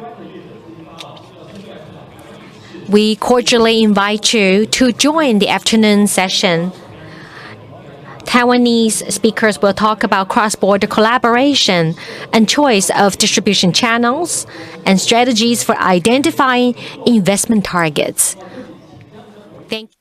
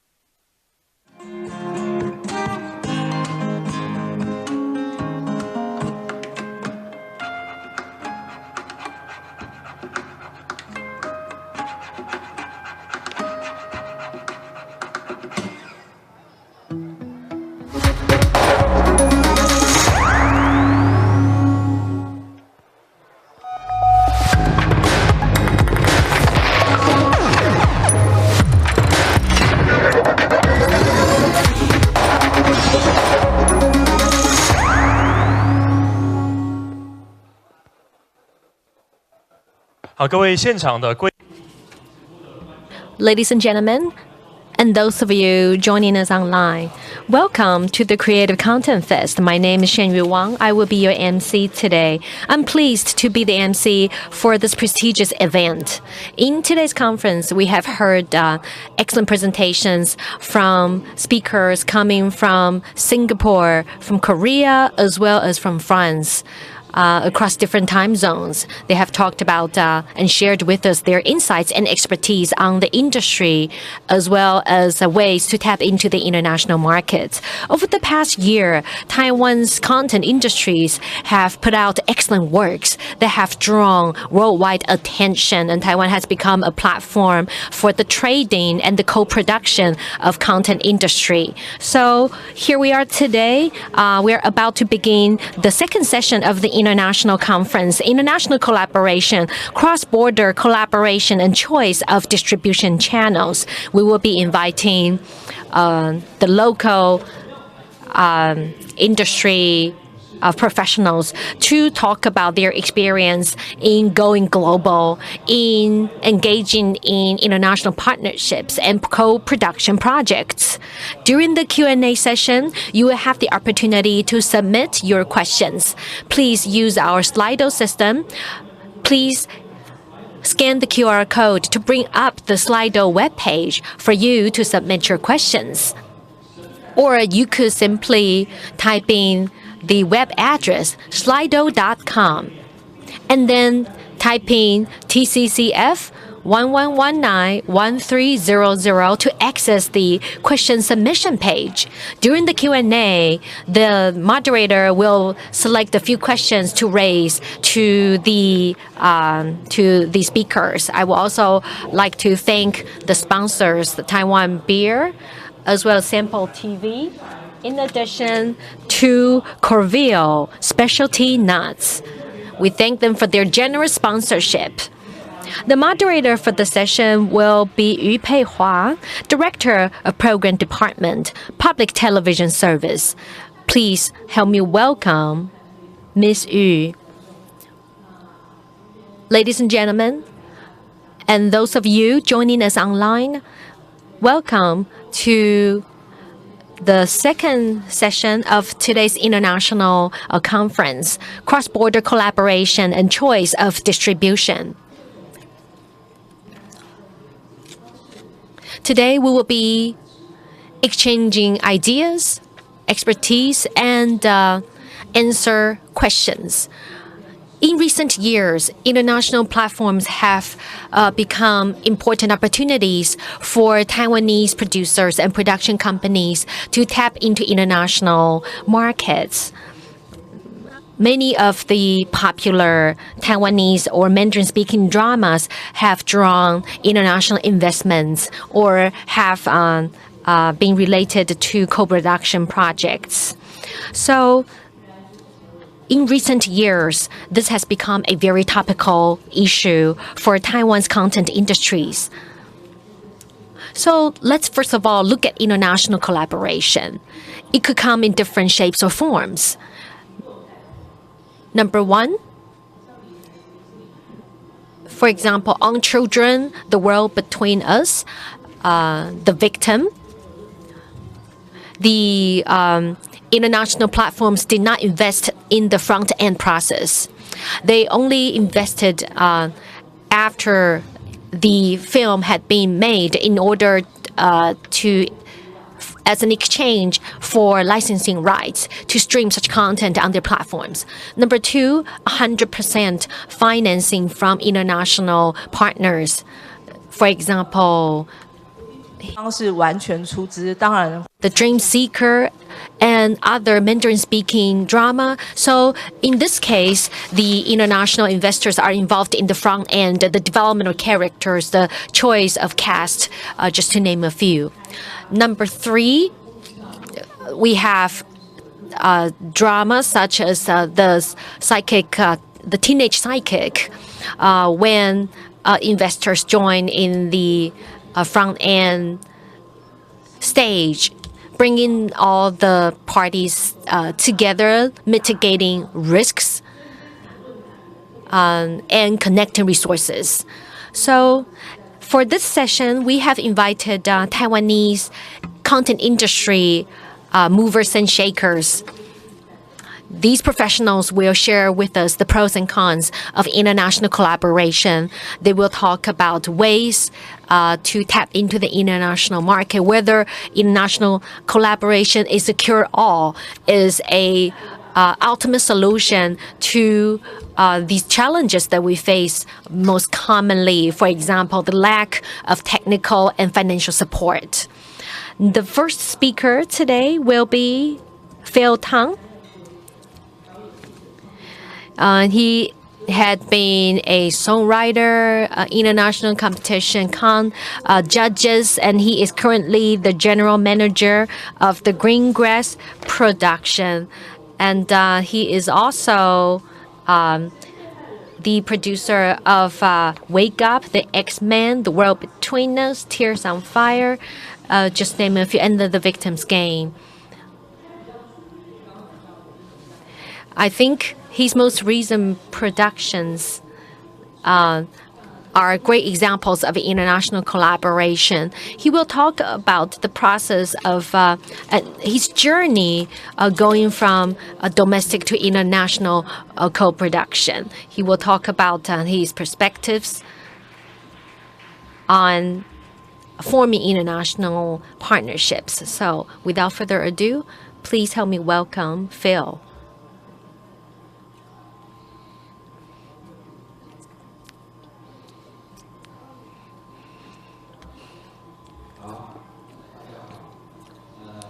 Good morning or good afternoon.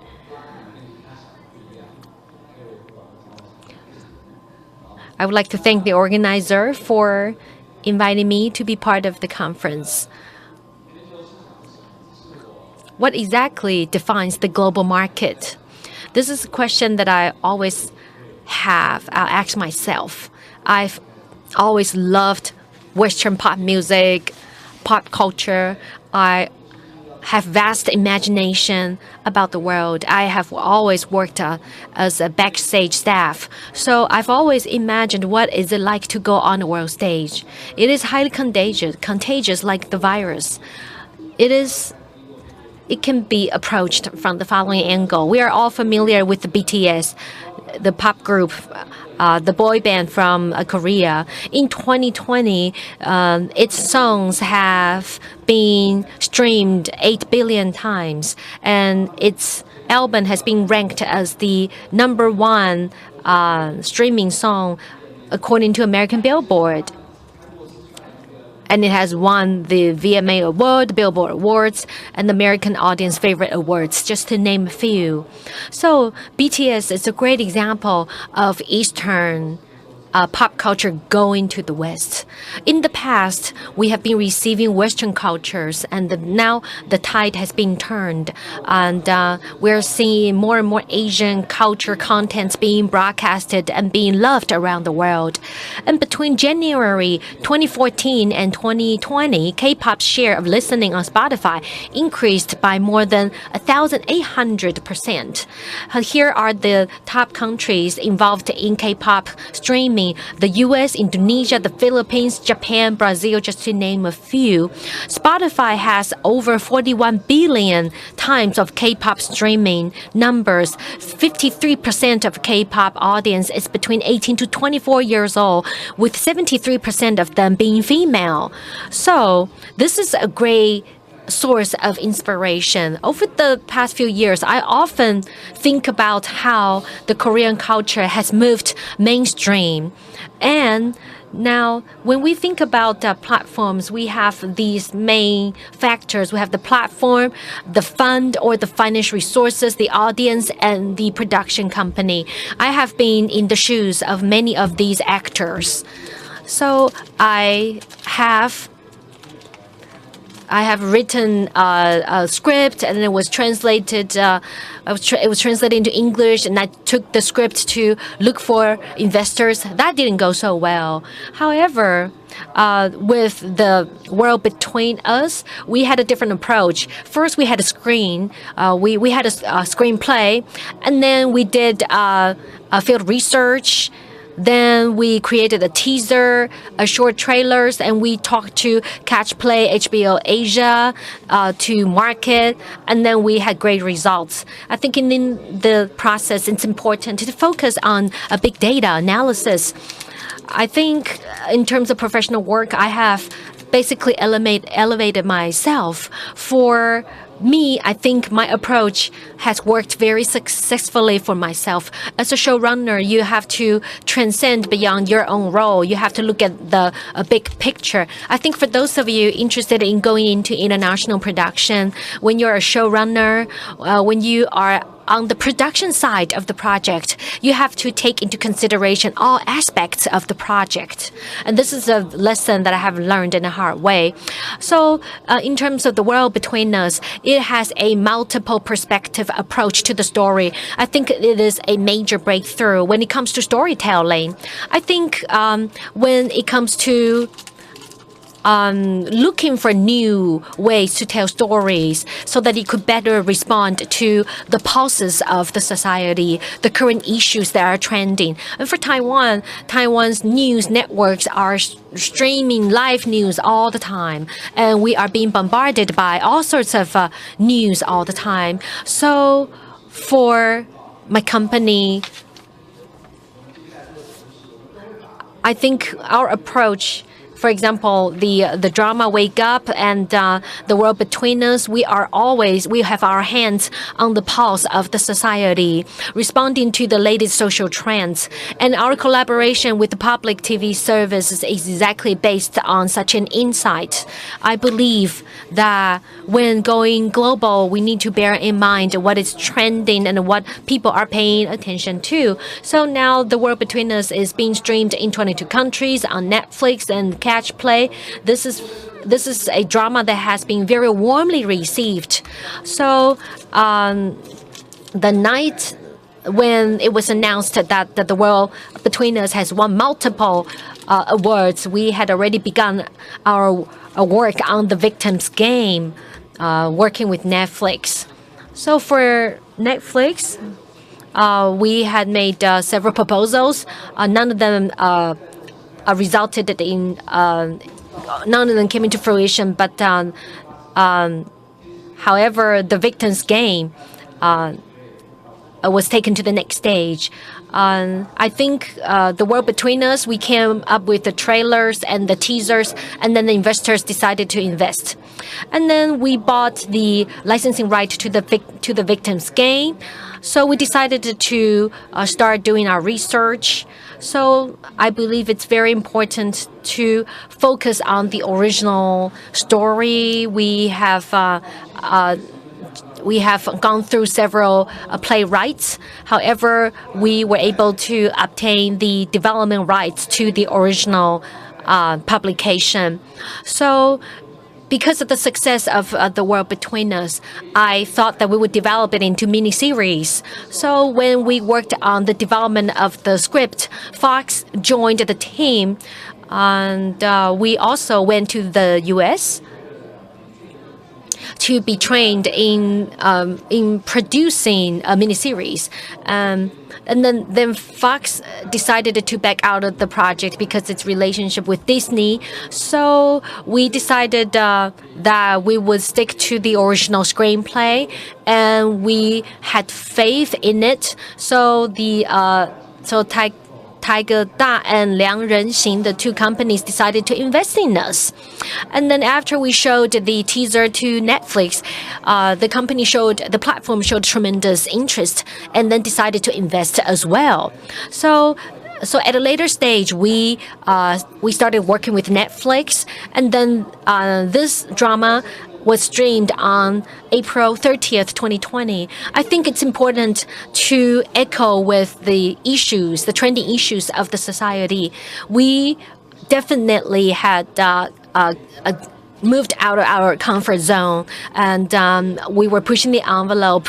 I think it's important to keep being at the forefront and the frontier of Mandarin-speaking TV drama. About I think this was December last year, we had a press conference to announce the launch of the Victims Game, and Netflix also announced that the Victims Game would be the fourth Mandarin-speaking TV drama that it invests in.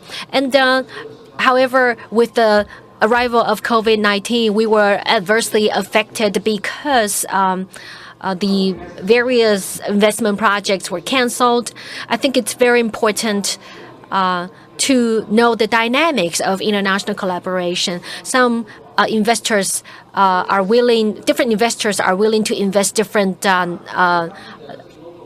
different extents, and then they have different approaches to international marketing and the PR campaigns, and they have their own imagination as to how branding should be done. Because of the COVID-19, we were not able to do any marketing. We decided to turn to social media.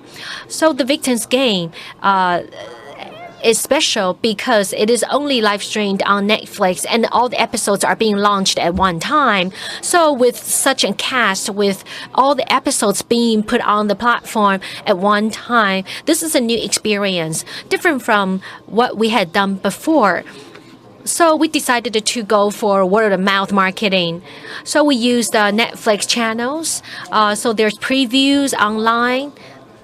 So we invited the people to come to the preview screening. For example, Ho Wen-yong, a renowned Chinese writer and book authors, best-selling book authors, they were all invited to our screenings, and they responded very positively and wrote rave reviews for the drama. And then we decided to do a lot of other online marketing campaign. We had completely moved away from the traditional marketing channel. We also worked with publishing houses to do more campaigns.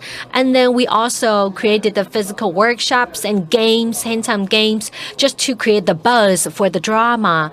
So we have been covered extensively in major media outlets, whether it's in Singapore, Thailand, Philippines, or Canada. As you could see that we have great media exposure. After a while, according to this magazine, a media magazine of the United States, that the Victims Games has become Netflix's next new buzz, the next buzzy new crime drama. As you can see that they listed a rundown of the numbers from Parrot, and the Victims Game is ranked #1, being streamed on Netflix. So what I'm trying to convey here is that when you are engaged in international partnerships, you have to have a very clear vision. What genre is it going to be? What type of drama is it going to be? So that it would point you in a very clear direction. I think you need to be very versatile in terms of being able to do thriller, crime, and detective, novel, ideas, LGBT, gender, role-related topics are all very popular and trendy nowadays. I think it's very important to offer fresh perspectives and to look at what's trending and what's topical.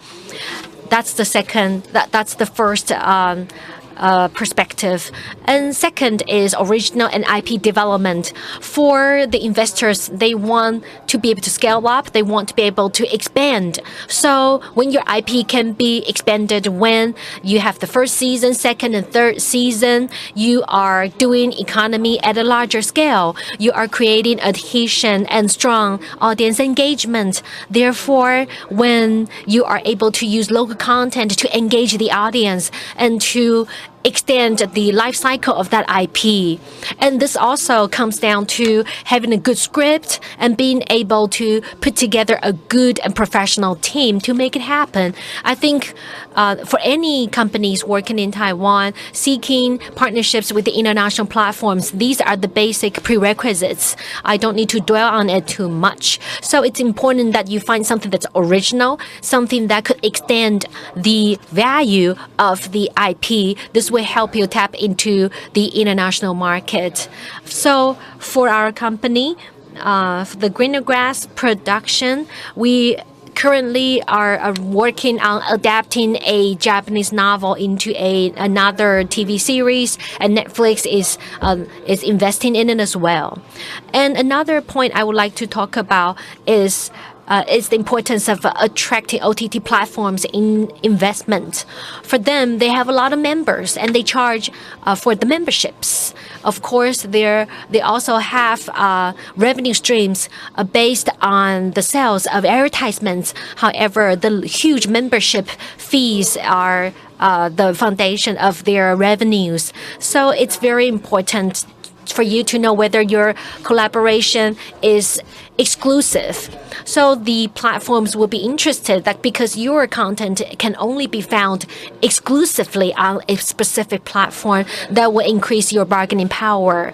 And for marketing, based on my experience with Netflix, it really divided it into internal marketing and external marketing. They marketed to its existing members.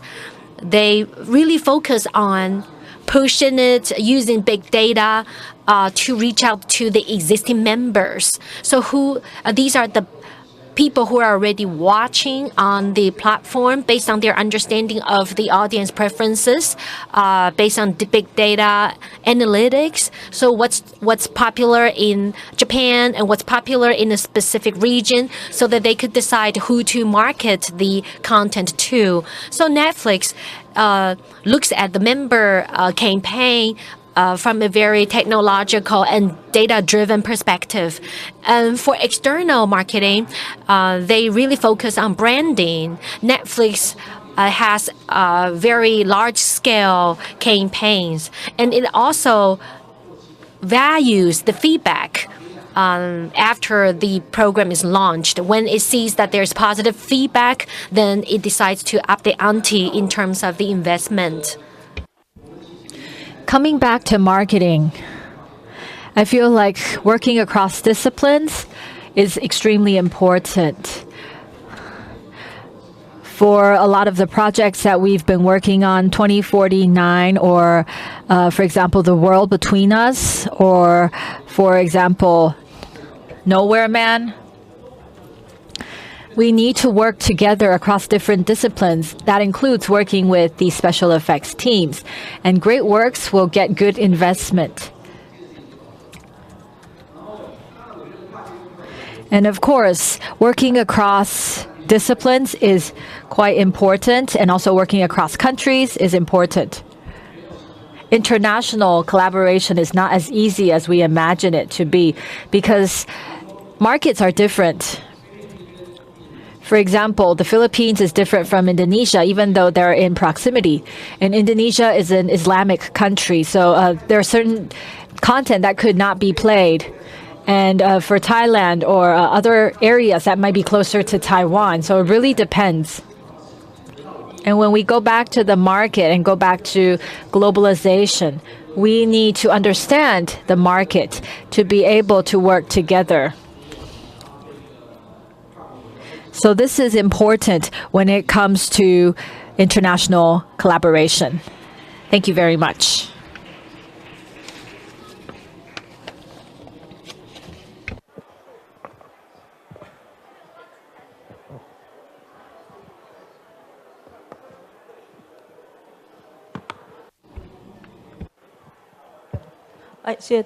Thank you, Phil.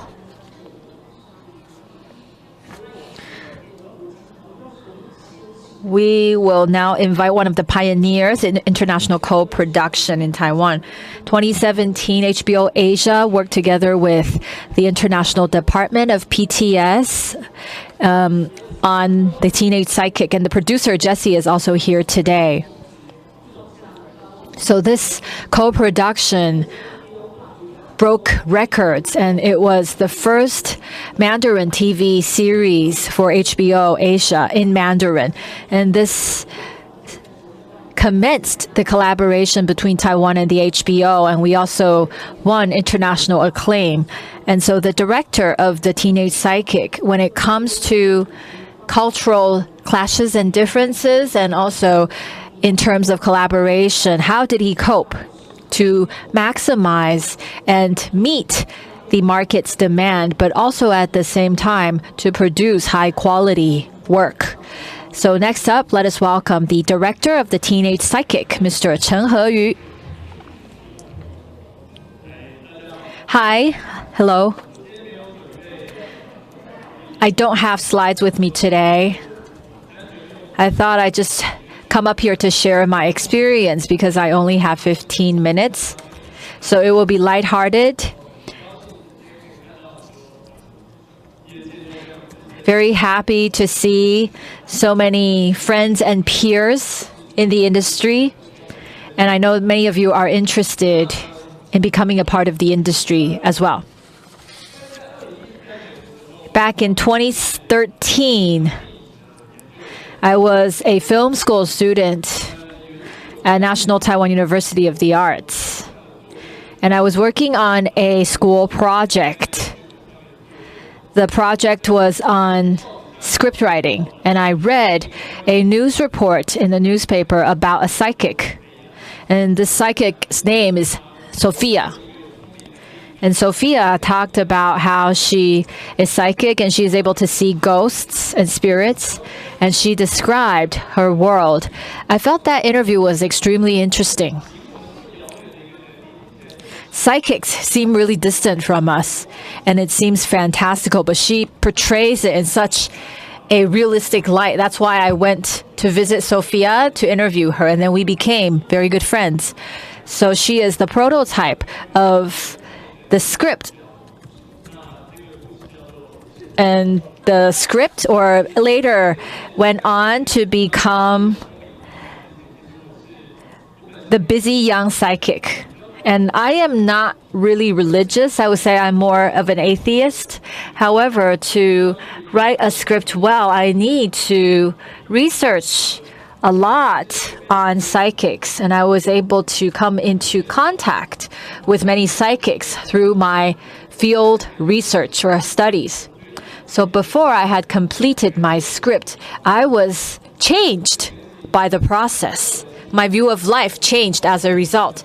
Usually when we are the creator, we try to change the world. We want to convey certain messages. However, it was the other way around as I was writing this script. I first became inspired by this theme, and I couldn't express it all at once. However, I wrote it into a short film called The Busy Young Psychic. This was a part of the PTS Student Film Festival. And I became very good friends with Sophia, the psychic that I had met. So the story is about being psychic and about opening up to a fantastical world. However, it also opened up my eyes to a whole new different world. And through the film, The Busy Young Psychic, which garnered pretty good acclaim in and outside of Taiwan in film festivals, it was also shortlisted in this global PTS film festival, and PTS Taiwan accompanied me to participate in this film festival.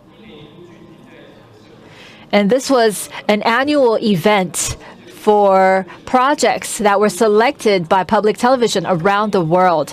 This was the first time for me to travel to such a distant country.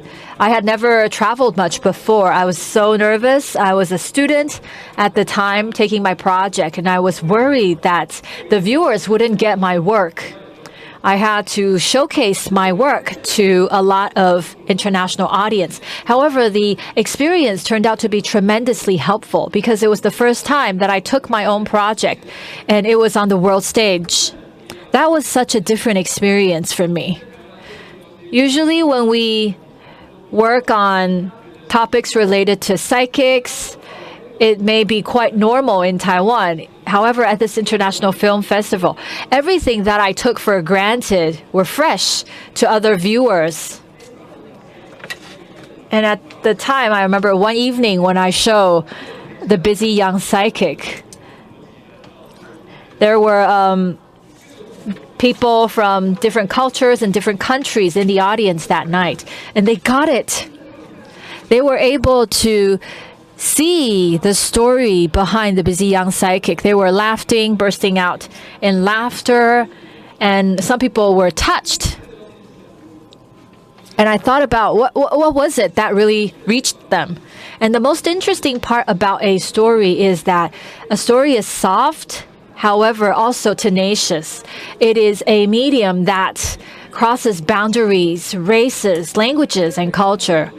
And in the post-screen Q&A, there were members of the media that put their hands up and asked many questions. I asked them, did you get the story? Because it's a local story about folk beliefs. And I think there was a Canadian or American journalist that said that he is an Irish Catholic, and he said that in Irish Catholicism, there is a very similar story. And I felt like that was hilarious. The story was hilarious because the way that you mock folk religion or beliefs is really interesting. So even though I was telling a local story from Taiwan, the viewers could really identify with it. It really struck a chord with them. And I also talked to the programmer at the film festival. I said, did you get the story that I made? His answer was quite interesting. He said, yeah, I did. Even though you're talking about an Asian story about your folk belief, he felt like it was a coming-of-age story for a teenage girl. So when we saw the protagonist, she was not confident in herself because she couldn't find her own self-identity. And so this programmer could identify with these human emotions because it's something that's universal and commonly shared. So everything turned out to be different than I imagined. When I took my story global, a lot of the elements that I took for granted made me different. And then after The Busy Young Psychic garnered some attention in the international festival, through PTS, we knew that HBO was trying to develop new content in Asia. They had been doing so in Indonesia and also in Thailand. However, they were hesitant about going into the Mandarin market because they felt like there was still a gap there. So through PTS, we submitted The Busy Young Psychic to the decision makers in HBO, and they became interested. And some people asked me, why was HBO interested? Why did they choose to work with a young director? And why the teenage psychic? And I was inspired by this experience. Usually when I see content that is able to cross national boundaries, usually I see a common denominator. And there are two elements, the first of which is uniqueness. The other one is universality. So uniqueness means that the project is unique in itself in terms of the angle of the story, the culture, or the elements involved are only unique to that specific location. And it generates curiosity and interest. And when we talk about being universal, I think it's like when we talk about genre, it is the means to an end. What is the story really about? Is it a coming-of-age story? If that's the case, then people have that common experience. If it's a horror film or an action film or a criminal film, I would say genres are universal. The way that you tell the story, if it's about emotional experiences, if it's something that's shared by people, then it works. So uniqueness and being universal are elements to a great formula, to good storytelling. So perhaps it's because of this combination, HBO felt like they could give it a shot. And in international co-production, there are many, many challenges, linguistically, culturally, and things just happen unexpectedly when it comes to legal regulations. It's hard for me to cover everything in 15 minutes. It will have to take me 2 hours to talk about the challenges in international co-production. But when we were working with HBO, we had Chinese investors that wanted to invest the busy young psychic and make it into a feature film. So we were at a dilemma about whether we should work with HBO to make TV series or to work with Chinese investors to make a film. And actually, the Chinese investors offered us more funding compared to HBO. But after talking to my producer, he said something really important about the freedom to storytelling.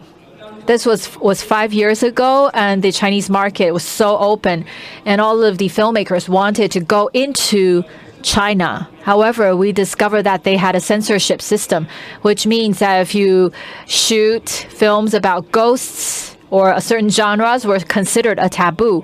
But the investors in China told us, well, just make the film, we can deal with everything else. But that may not come into fruition. Or perhaps the character would have to be a mental illness patient for the film to work in China. So we thought about who would be the best partner for our story.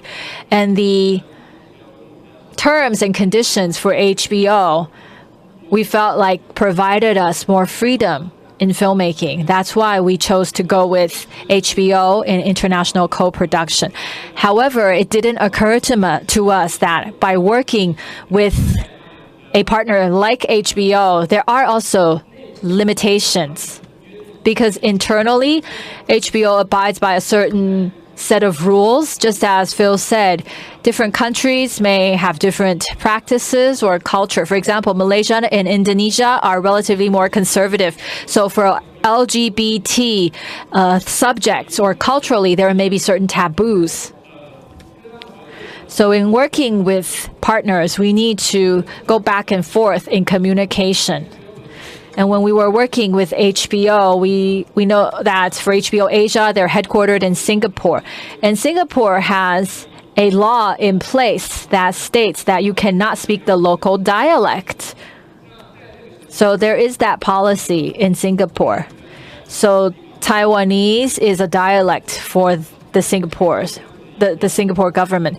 So before we started shooting, I was asked, can we use all Mandarin in the story, or else they cannot air it on Singaporean television? I was so shocked by that request, because that would twist the plot so much and there would be so much missing. So we went back and forth between us, and for our partners, they were quite conflicted, because then they wouldn't be able to air the show in Singapore. And we can continue to fight for what we wanted, and we were able to successfully convince HBO in the end.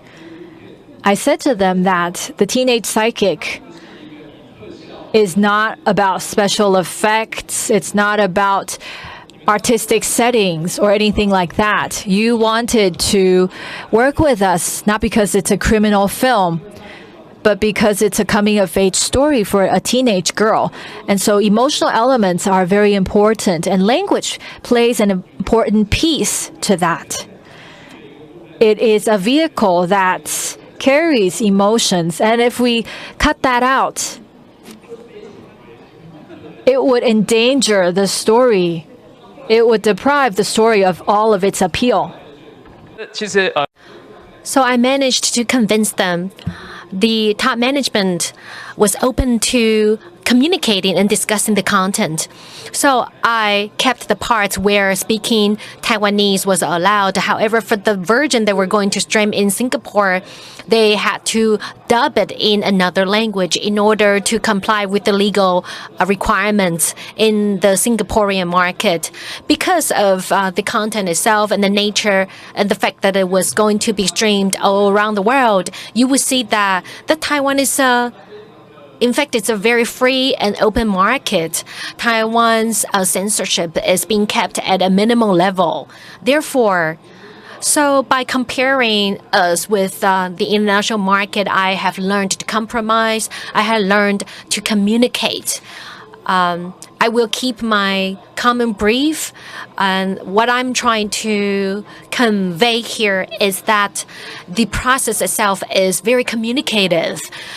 It's about arriving at a consensus that different parties are satisfied with. That is beneficial to all the stakeholders.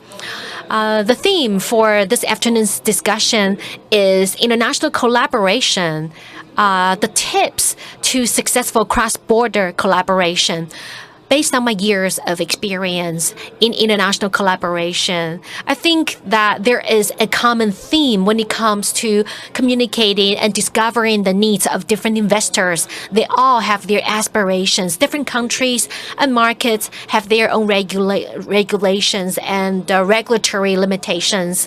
And there are even a lot of limitations when you work with domestic investors.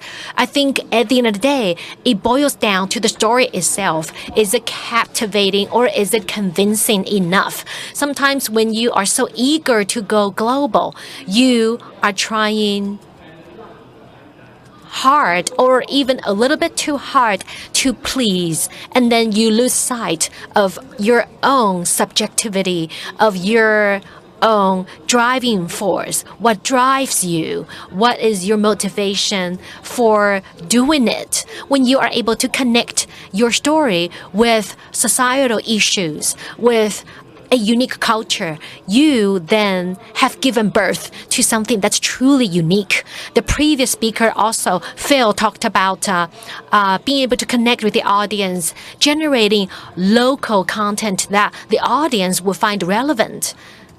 Even for audience around the world, you never want to imitate other people's path of success. You have to create your own path. We need to find that inner motivation. We ourselves need to be moved by the storytelling itself before we are able to take the next step.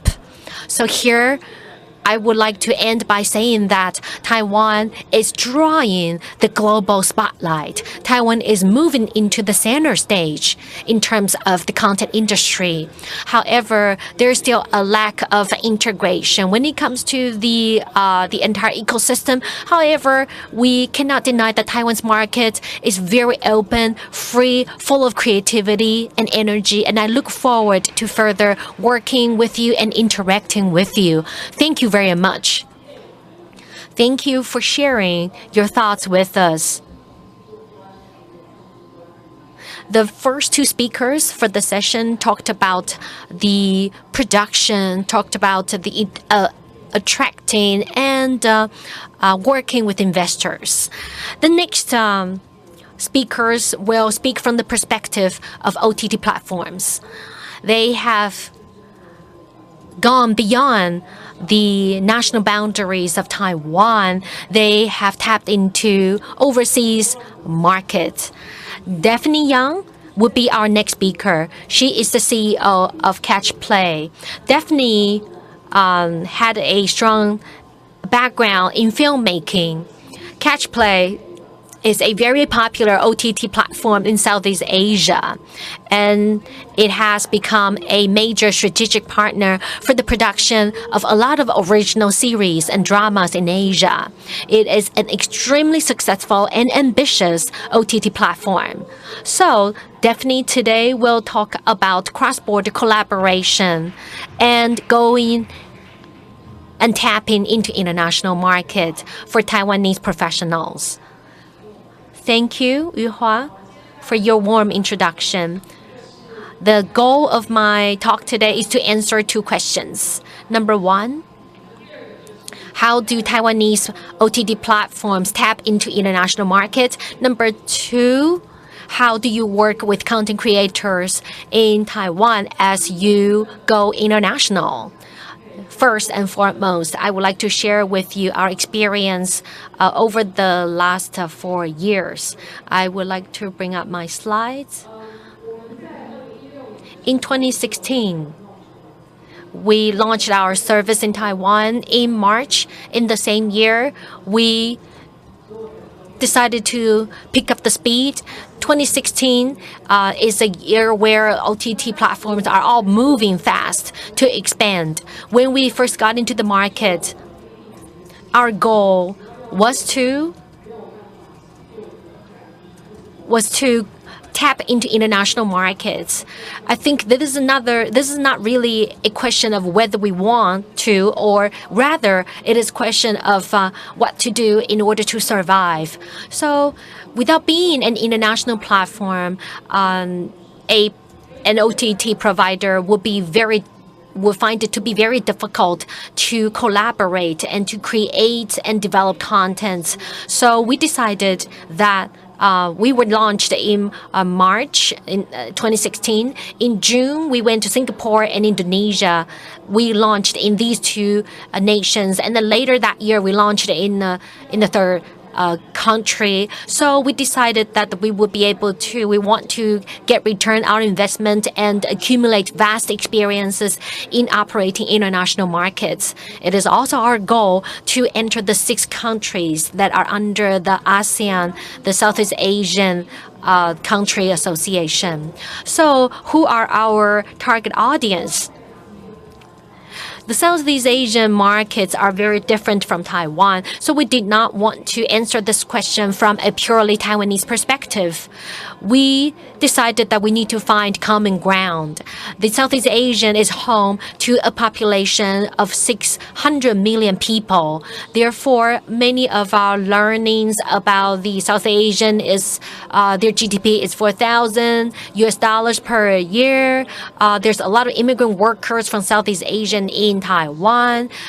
Would they be able to afford the service? So we had to do a lot of field research. The 600 million market in itself is big enough. So we don't need to target everyone in this market. We only need to target the top 30% of the economic pyramid. This market represents 200 million people in Southeast Asia. These people have a more dispensable income. They have broader internet bandwidth. They are more active on social media, and their habits are very comparable to their counterparts in Taiwan. Indonesia is the second largest. It's the 4th largest Facebook using country and the 2nd largest Twitter using country.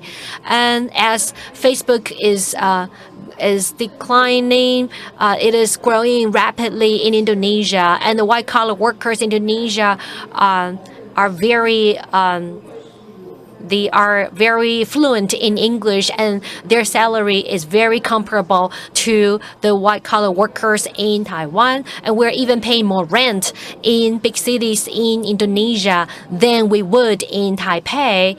So this is very different from our perception of consumers in Indonesia. What we're saying is that these white-collar, high-income audience segment crave international content. They are our target users. So, as I said, we didn't want to target the entire population. When you target the bottom 2/3 of the pyramids, you run into obstacles. Their bandwidth is only 2 megabytes. They do not have unlimited data usage, and when they use prepaid cards, so when they run out of the credits on their cards, you're not sure that whether they will replenish the credits in their cards. So these are very practical concerns. When entering an international market, you will have to be practical. You need to learn that end-to-end user experience really determines whether you will be successful in such a market. And of course, content itself is important. We will talk about it here in a minute. And in English, we said that you learn the hard way. We have had failures. We have had obstacles. So we learned our lessons the hard way. In 2016, we launched Indonesia in June, and very quickly we became the very first OTT provider in Indonesia. So in terms of an Indonesia OTT, so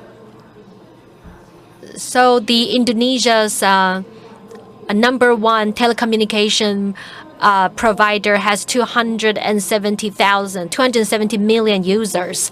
So through their service, we were able to deliver catch play. We were very lucky to enter the market at an earlier stage. We are the number one OTT partner for the largest telecommunication provider in Indonesia. Each year, we are growing by 100,000 members on a monthly basis each month. So Telkomsel, the name of the telecommunication producer, also has 170 million users. So we're also working with it. So we also learned our lessons the hard way. Sometimes when you feel that you're working with someone who has a lot of members, but market penetration was hard because this company has a membership segment that each month that people pay about $1.5 on their phone credits. However, our service is about $5. So that was a drawback for us. So for our platform, we have different types of contents. We have 400 subgenres. We have LGBT. We have different types of genres. So when they saw our genres, they asked us to hide our genres. If somebody accidentally stumbled upon a specific category, that's their choice, but we do not want them to actively be able to search for it. For example, the 50 Shades of Grey is banned in Indonesia, banned in theaters. We were excited because we worked with NBC Universal. We were able to carry it on our platform. So we put it on our platform thinking that people would then start to click. However, within half a day, we received customer complaint that on that day, it's the very first day of Ramadan. Therefore, it is inappropriate for us to launch such a controversial film by Indonesian standards. So we learned our lessons along the way. In 2018, we worked with the First Media, the second largest cable provider in Indonesia. They work with many different platforms.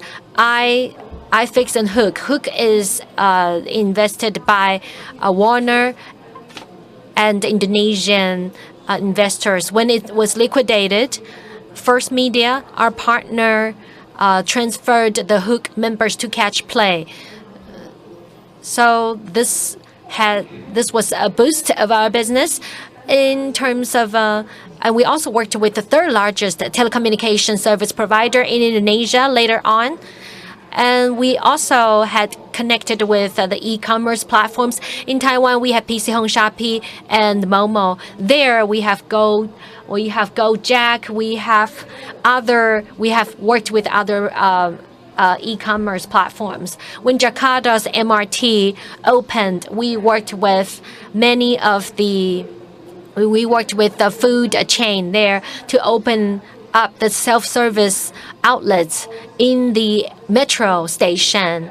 So you'll be able to go in there and pick up noodles to take home. So when you walk into the shop, as you pick up your noodles, the shop will ask you whether you want to also pick up a film that you can watch as you enjoy your dinner. In April, the pandemic hit Indonesia. However, we were able to work with the third largest broadband service provider in Indonesia and started our partnerships. So using Indonesia as an example, this really shows that we are trying to reach out to Sony TV device. We are reaching out to Xiaomi, payment, mobile, broadband, pay TV devices, and e-commerce. So Xiaomi, for example, is bundled with payment methods. Xiaomi has 16% penetration. Today it has 30% of penetration. We're working with other banks in order to connect with other payment methods so that people could pay online, people pay at the MRT, GoPay, paying online. It's equivalent to their WeChat wallet, electronic wallet. So we're connecting with all these payment platforms. And that's been a lot of work, but we've been able to connect more than 10, including Lollipop, Jollybean. Up until today, with the most updated Android version, we are integrated. That's the way we compete. Netflix is playing an aerial war, but for us, we're guerrillas. So using our efforts, we work with different operators to connect our distribution network. And for our app, it requires preload. So the users, once they open up their device, will be able to see it. So as of today, these are numbers that we're very happy about. For Catch Play Indonesia, we have 5 million registered users, 1.3 million monthly pay subscribers. And user engagement,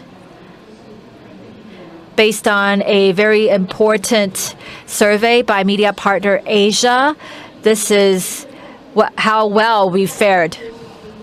So you see for the users how many minutes they consume. YouTube comes at the top and View coming in second. This is a Hong Kong-based OTT service offering Japanese and Korean drama for free. They do have paid services as well. But Catch Play comes in third, while Netflix is the fourth, and then you see the rest. 193 minutes a week means 800 minutes a month. And that's not just films that's consumed. We've been able to provide drama and other types of content.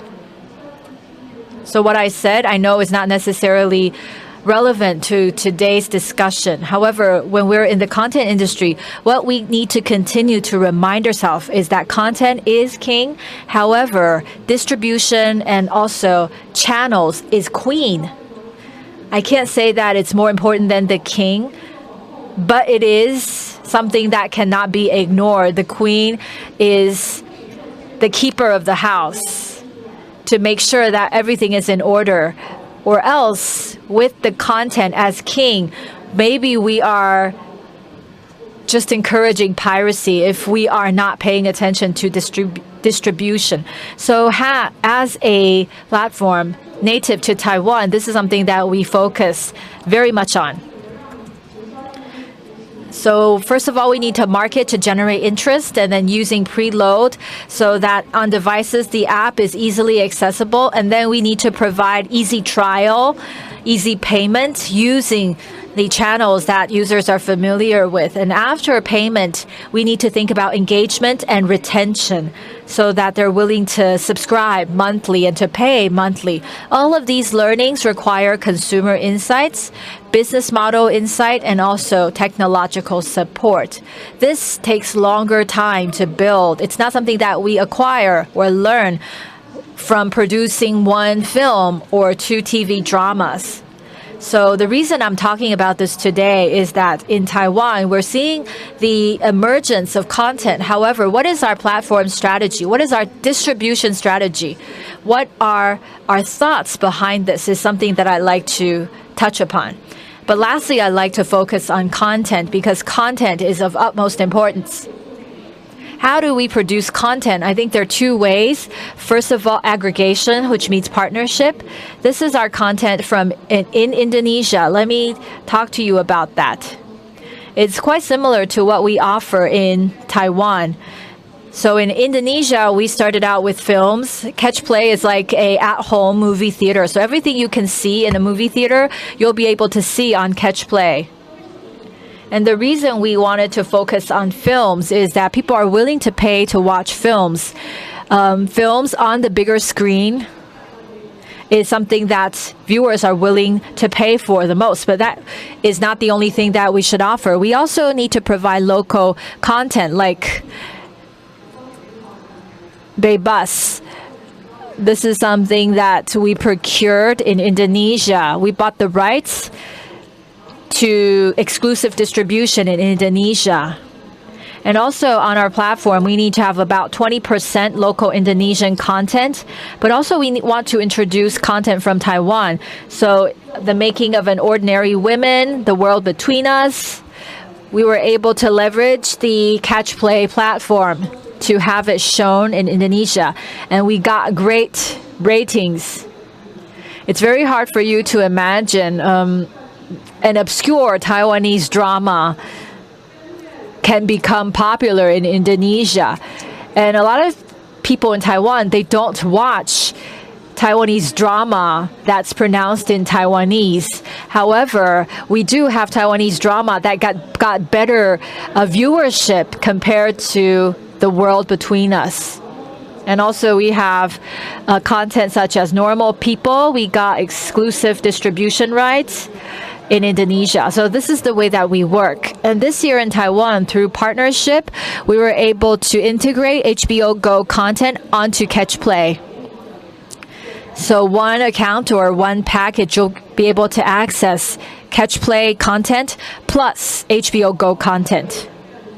And I also like to talk about how we can work with Catch Play for those of you in Taiwan, because the platform is there already. We support diverse devices. We have great channels. So what we hope to take further is to think of our platform as a central kitchen for you. So for the content providers in Taiwan, if you would like to work with us, we also have a Taiwan pavilion, or what we call the Taiwan Originals. If you go onto the Catch Play app, you'll see this section. If you like to have your content under Taiwan Originals, they can access the Southeast Asia market, and you can save all of the installation costs. You can set your own price. Do you want to sell it at a designated price, or do you want to work with Catch Play? All of our analytics and monitoring tools are available. We also provide you tools for you to curate. So this is a great way for brands to work together for content from Taiwan, aside from distribution, to go overseas. And secondly, we are working on original content. And this July, we established a company called ScreenWorks Asia with the financial support of the National Development Fund. So us with Taika, we want to create 100 hours of original content. That is an ambitious goal, and we hope to approach it from 3 different dimensions, the first of which films. This year we are working with, or last year we worked with CJ Entertainment to produce a Thai film, which will be distributed next year, called Cracked. And for mini-series, there are 2 projects ongoing. The Making of an Ordinary Woman 2 and 1 other mini-series. And then there's lifestyle content. We have began to work with documentary filmmakers and also entertainment content makers to produce lifestyle content with higher production budget so that it can be on par with international quality or international standards. And what is the role of Taiwan in the international content market as it changes? I would like to remind you, aside from thinking about content, think about the platforms too, because they play an important role. You know that for all of the films that were nominated in the Golden Horse Award, aside from 1 film,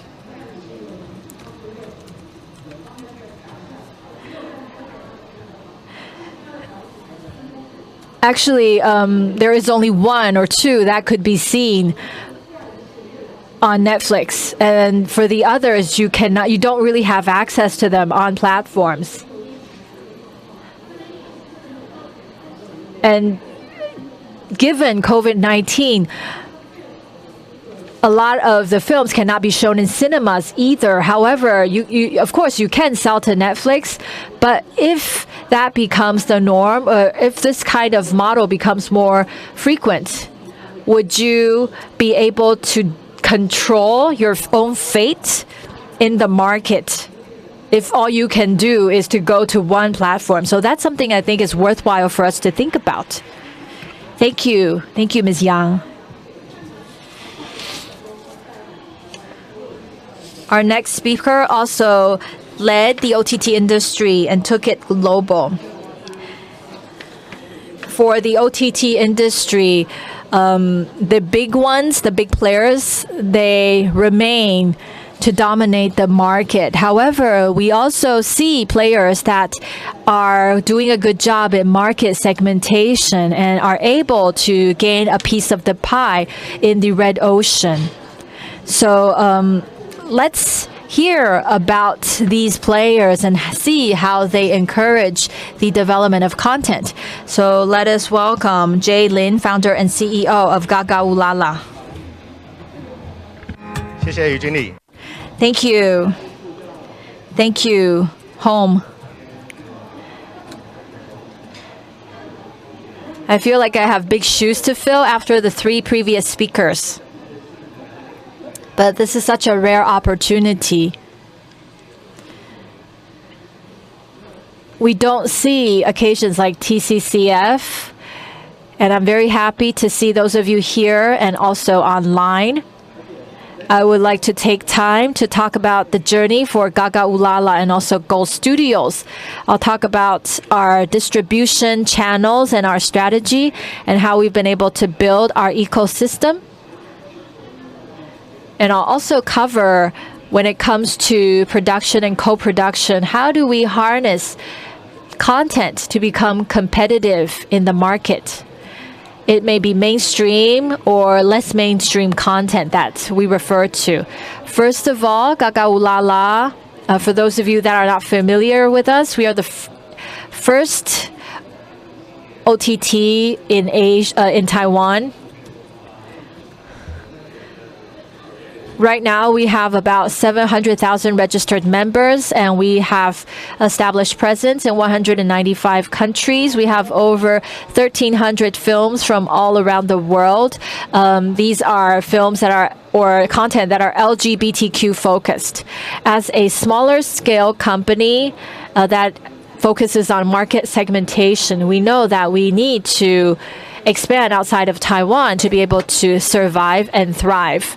And so in 2017, we decided to take it global into Southeast Asia. And in 2014, I started with the International Queer Festival in Taiwan. And a lot of the viewers ask whether they can access these films because they cannot see these films on television nor cinema. So they're asking about whether we can access this kind of content on streaming channels. So that's how we came up with the idea of Gaga Ulala. We wanted to showcase in Taiwan, Hong Kong, and the surrounding regions the content that cannot be accessed. And in 2019, we opened up South Asian market in India and other countries in Southern Asia. And also in 2020, aside from China and also North Korea, we became available in the rest of Asia. And this is our member ratio by country globally. And I think we'll see a big change next year. Taiwan is the market with the largest share, but following that is the Philippines, Thailand, and Indonesia. But for others, including English-speaking countries, that portion of the pie is growing. For Taiwan, the Philippines, and Thailand, it accounts for about 80% of our subscribers. And in the beginning, we focused on serving the LGBTQ sector. However, we also started offering BL. I won't go into details about what that is, But LGBTQ plus BL largely increased the number of our subscribers, not only in Asia, but also outside of Asia. And I think for the BL subscribers, they are sometimes transcending the LGBTQ subscribers. And last month, there was a report launched by Netflix saying that 84% of the viewers in Taiwan have watched LGBTQ content. And about the same percentage, about 84%, feel like LGBT stories or content can change or shape people's perception of this population. So we are going more mainstream today. For the LGBTQ population, they will feel like through our platform, their family members or the ones close to us can get to know better their way of life. So we are going more mainstream. Next week, we will be working with the European Union in a European film festival, and all of these films can be accessed on our platform. And next month, we'll be working with Cinema World, an Asian network. And then a lot of the films from around the world will be streamed on our platform. Next, we will be working with Unifrance. In February, we had My French Festival, 20 different films, some LGBT and some mainstream, mostly French films are being streamed on our platform. So we're going from a specific niche market to a more mainstream market. As far as our library, we started with 300 films. Now we have about 1,300 films, and we are also increasing the number of our original titles. We had only one original title when we started out. This year, we will have about 12 original titles. We'll be adding 2 original titles each month to our platform. When it comes to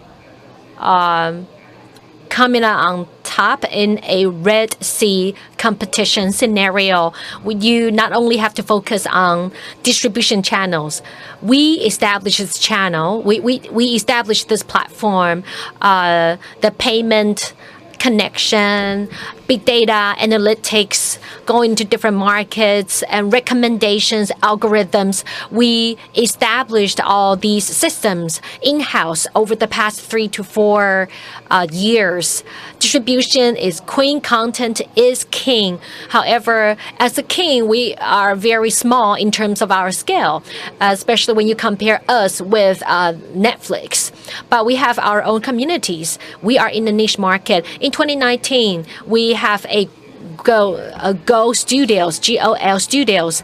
This has helped us to identify talent, screen, playwrights, and producers, and the channels and brands. Interesting production projects are being brought to our platform. Those who are suited for the way we are, our scale and our styles are being brought to our platform. And we also did a lot of financing. Sometimes we do gap financing. Sometimes they just need the final push in terms of having the enough financial resources to get the project done. So that's also what we do. And then their contents are streamed on our platform as well. I will talk about the GOL Summit here in a minute, but I just want to say that for a lot of content creators, we are creating a distribution channel. We are being a self-media. We have 4 parallel lines of development. We have Gayman News, which is called Gaga Thai, and then the second is for Lala Thai, which is for lesbian audience. That's hence the name Gaga Ulala. And then we have the Haha Thai. And the fourth one is the Drama Queen, which is which is dedicated to European and American drama. And of course, now we are crossing over to local dramas and then translating the local dramas into English. Some work going from single language to multiple languages. And we also, like I said, we have a news emphasis as well. We do this through partnerships. When you're small, you have to collaborate. Over the past few years, we've been supported by the creative content agency so that we're able to reach out to the LGBT communities. We are also working with local and international LGBT communities to bring more and richer contents to the platform. And we are also one of the co-founding members of the LGBT equality platform. So we're using this platform to help other countries, such as Japan and other Southeast Asian countries, to launch social movements to advance LGBTI rights. There's Quibi, Disney Plus. There are platforms. There are hundreds of thousands of our sizes. However, we still have our very loyal fans. Our business model should focus on pink economy. What I mean by that is that in Taiwan, we are working with other SVOD platforms to bring our original contents for relicensing. We are relicensing them to other platforms with more members. And for example, in Thailand, we also work with Line TV in terms of AVUD. So we are tapping into this market with already 60 million subscribers and offering our content to such a huge market. So we are linking, connecting, and collaboration. We are using PVOD and SVOD to push and to market our original titles in order to increase our business revenues. In terms of the U.S., I think I'm maybe giving you too many details. In any case, we are trying to go international. A few years ago, we established our own e-commerce platform. So that was at the time when we had about 1 million subscribers. So we are also connecting offline, online activities. So we have BL fan meets. At the backstage, we're able to see everyone's demographic data, all the members' preferences, where they are from, their localities, so we could push and give them information that is targeted and that is tailored to their needs and preferences. So now I would like to talk about leveraging production to gain market entry. I have 4 points to mention. I think we have talked a lot about partnerships today. In terms of festival, this is a very strong focus. We sponsor festivals with the exception of the Golden Horse. And they also tell us what films are great for our platform. As you could see, that this also works on an international scale. So we are doing and supporting and participating in a variety of festivals. We also support LGBTQ communities. There we put the contents from these communities in the free viewing area, and in this way we could migrate these communities members and turn them into our subscribers. And I will skip the slide because of the interest of time. So as a Taiwanese company and Taiwanese platform that is constantly seeking to go global, we need to take it one step at a time. I think the core is to put our feet down in Taiwan. And I also think it's very important to go to other countries as well in order to focus on sustainability of the future development of the platform. So in 2019, we went to the Philippines and Thailand. We were working with the producers and directors in these two countries in terms of documentaries, short films, long films, just to try things out. In October, we in the Philippines, in Thailand, as well as in Taiwan. We produced 3 different films. In the films, we incorporated Taiwanese, Filipino, and Thai elements and styles, so that when we further develop the IP, there is already embedded international cast, so they could go local as well as international. We have planted such seeds so that we are already planting our feet firmly in these countries. Next, we're going to Mexico, the U.S., Japan, because Mexico has is a market of 580 million people, and we also hope to expand to Europe, U.S., Mexico, Korea.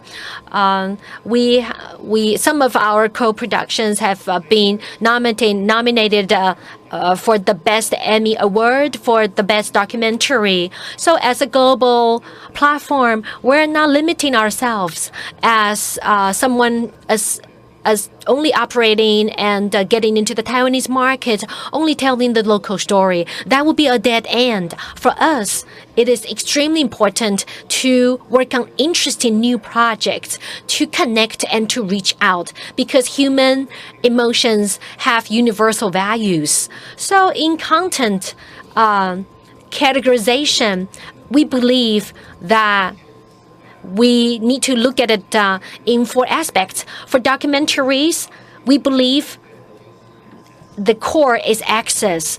Therefore, we need to use documentaries for the viewers to access key opinion leaders, Queer Asia, the Philippines, Japan, Hong Kong, and Vietnam, bring in different documentaries for enhancing brand and community integration. And for short films, we work with different producers working on different topics.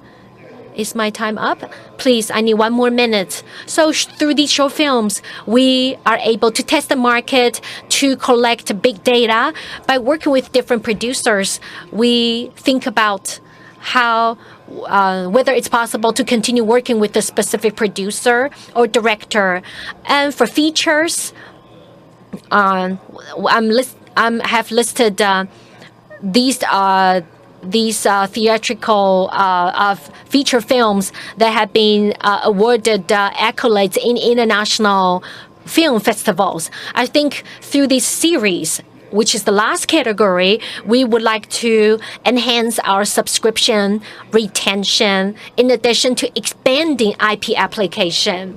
So whether it's different nationalities, different genres or formats, all the lines are blurring. Therefore, we need to be able to put together a win-win partnership. Thailand, the Philippines, we need to get to know the local influencers, to get to know the ecosystem, the channels, the platforms, being able to have a deep understanding of self-media, our channels, the entire ecosystem, and the supply chain.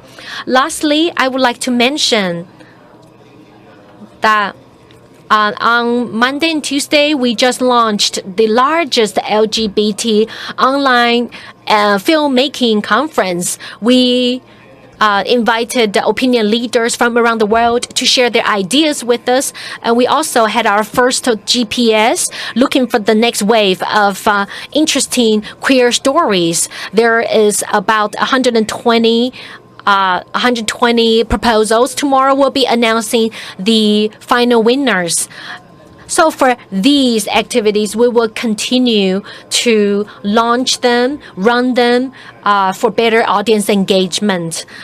Between November 18th and 24th, we have a series of original movie screening every single day. These are our original titles. We're working with YouTube to expand the reach of Gaga Ooh La La. Finally, regardless of nationality, we could all work together. So for years to come, particularly in 2021, let's collaborate. Thank you. Thank you. With that, we conclude the individual presentation. We would like to invite all our presenters to go on stage to participate in Q&A. We have received quite a number of questions. So I hope that we will make the best of our time to get our panelists to answer some of the questions.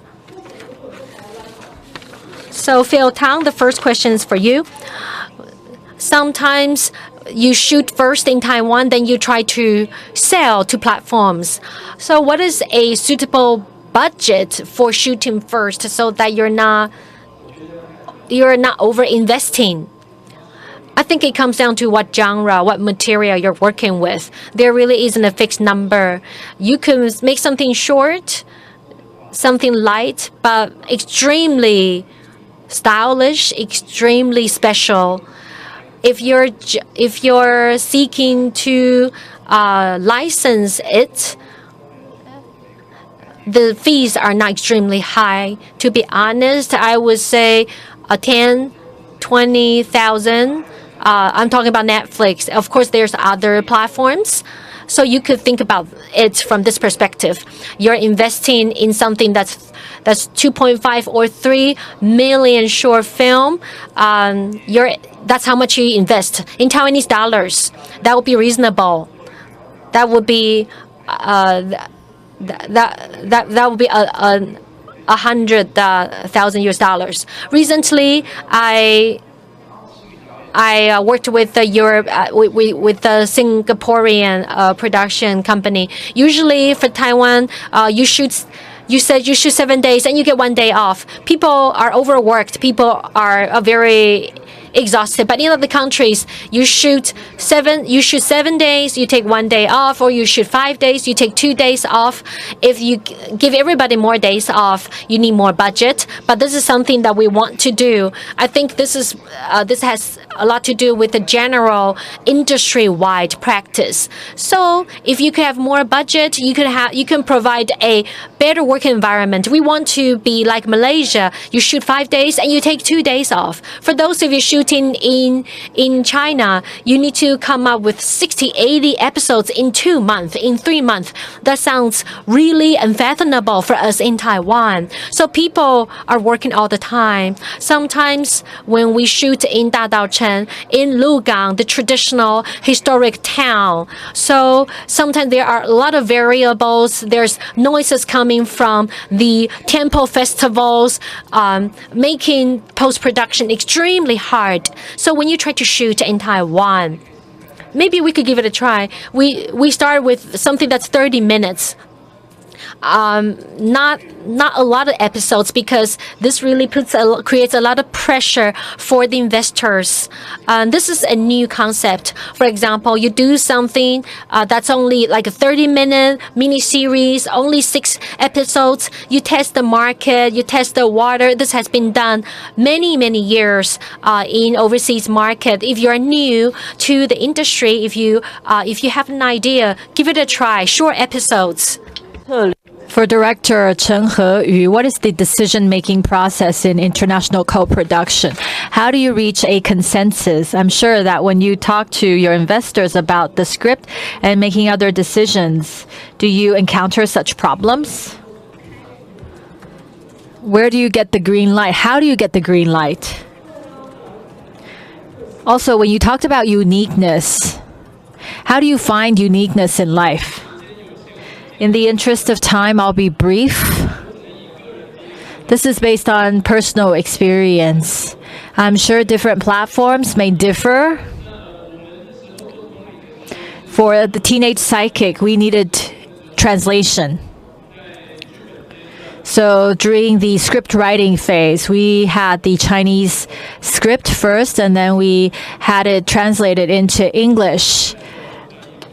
And then we will have the comments translated back into Chinese again. So it was a lot of back and forth. And our partner also came to Taiwan. We had face-to-face meetings. And I think that's the best way to go about it, because if you have anything, you could air it right there, right then. And in terms of the language communication, that may take more time. Other than that, I think it's pretty much the same. It's all about building trust. And how do you build trust? It has to do with how you present yourself. I remember for HBO, they had reservations, or they were curious about what the teenage psychic will look like. They had watched a lot of Taiwan drama. They said, is it going to be like the drama on PTS, or what is the style going to be like? What is the image? What are the images going to be like? We needed to be persuasive in responding. So we needed to come up with ways about how we'll film and how we interpreted the script to present to HBO. So it all boiled down to the core of the content. Knowing what the highlights of your film will be is important, because it all comes down to what the story is about. Sometimes the production partners will challenge us to say if something is necessary or not. For example, in the first episode, there is a female singer who is a lesbian, and we were challenged because our partner said that, well, this may be a taboo in some countries. Do we have to have a lesbian singer? Can we replace her with someone else? I said that I told them my reasons. Even though the theme was about a psychic, but it's all about self-identity.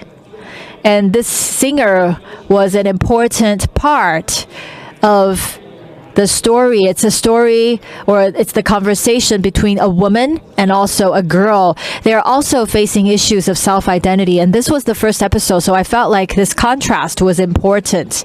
And because we were able to tell them the reason behind doing this, so I was able to convince HBO that we needed such a part in the story for it to be valuable. So it was a lot of discussions and back and forth. They had certain reservations, and I would respond by saying, or by telling them the necessity. Sometimes I would convince them, and sometimes vice versa. So that was the process of how we came up with a decision. What was the other question? How do you find uniqueness in life? I think you don't need to make it too complicated. Based on my personal experience, I've seen a lot of projects. I've been jury members in some of the government subsidy programs. I think the storytellers or filmmakers in Taiwan are not confident enough, or sometimes they overanalyze things or are too rational. They're trying to cover such an issue. But I think story is emotional. Sometimes you need to be more impulsive. And if you worry too much, or if you want to be all, I think that is exposed in your script. So don't think about it too much. Don't overcomplicate things. It has to do with the environment that you are in. What are you touched by in life? What are stories that you feel like you need to tell? Or what do you like to watch? What would you like to watch? For us, sometimes we overthink or overanalyze things, but we forget about the emotional side. So you need to believe in what you love, and that is powerful in itself.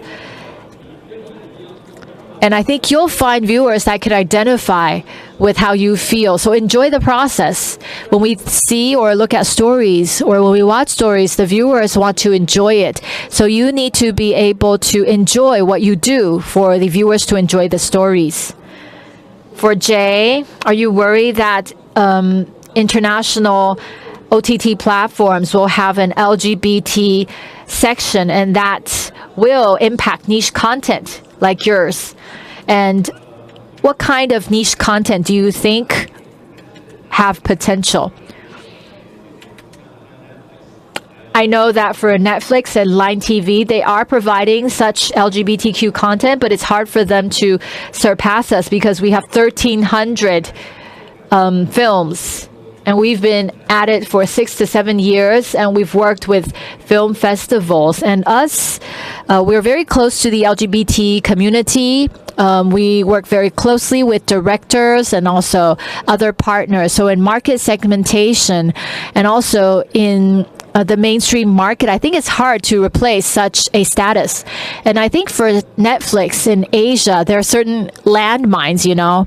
For example, in certain parts of Asia, these issues are considered a taboo. So I would say those are regions where our opportunities lie, and it's a huge market out there. So I'm not too worried about being surpassed.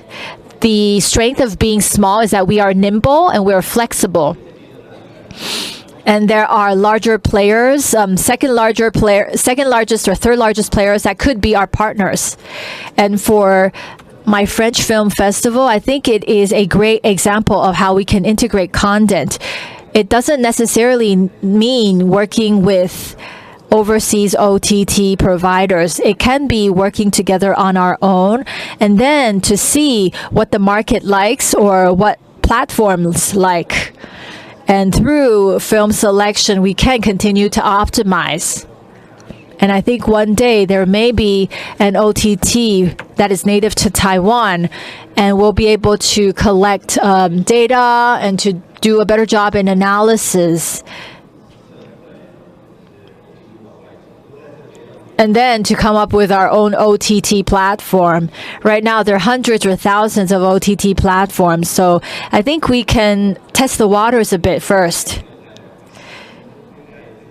Not everything is about Netflix or just a few online platforms, and there are content that have not yet been procured, and there may be gold mines there. For us, our preferred partners are like Viacom or Vice. They are from large international media groups. For online viewers, they're more accepting of diverse content, and the content can be differentiated from other content on Netflix or other platforms. So I think that's where the opportunities lie. The last question also has to do with our conclusion for today. For Ms. Yang, we know that international co-production is important, but on top of that, how do we build a sounder content production system? Where should we focus our strength on? Some companies are not able to go for international co-production yet. So for domestic players, what kind of advice do you have for them?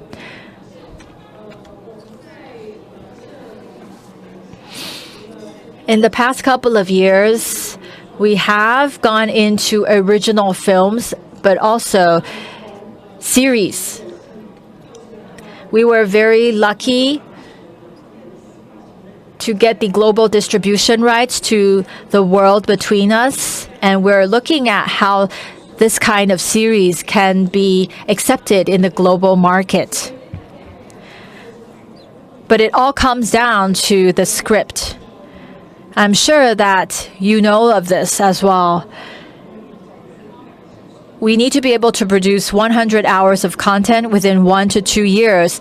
The funding is in place, so that's not a problem. But we struggle a lot of the times with what the script will look like. Maybe the script is not good enough for us yet. It may be up to par before, but if we think about not just the international market, if we look at the domestic market with the audience becoming more and more demanding, it's very hard to come up with content that will satisfy their needs. And for the filmmakers in Taiwan, in terms of script development, we lack the talent. There may be great producers and also people who have had great international partners, but we need good scripts. And there are many projects that are like this. There may be good concepts. However, to execute the synopsis into the treatment and into the script, it's quite difficult to do. And we often say, do we lower the quality for the sake of quantity so that we can meet the needs and we learn along the way through trial and error? Or do we need to wait until the quality is there yet to produce a project? And next year, we hope to start shooting 3 projects. There's one project that is already in production, but there are 3 projects that we hope to be distributed in Taiwan and also globally. So we face that kind of pressure. If we continue to wait, we miss a lot of opportunities. However, if we do not wait, does it meet our standards at the moment? Those are questions that need to be considered. And if the government can do anything, it would be to, through diverse ways, to foster, to cultivate storytellers that could write scripts. We need young talent in script development so that we provide opportunities for them. And we can start small with short films. Thank you. In the interest of time, we will have to wrap up.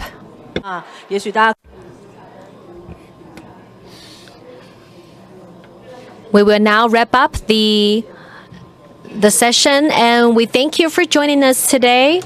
Please remain on stage for group photo shooting. 台前来，我们补一个大合照合影的画面。好的。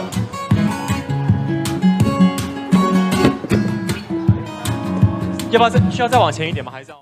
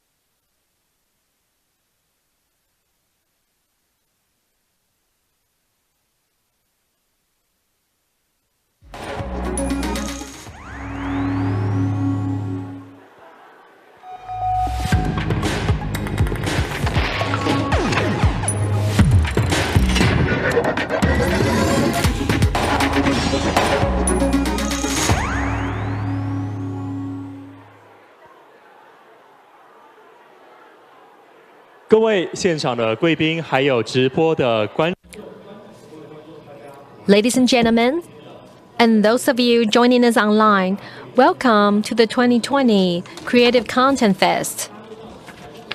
I'm your MC today, Xianyu Wang. We have heard many excellent presentations today.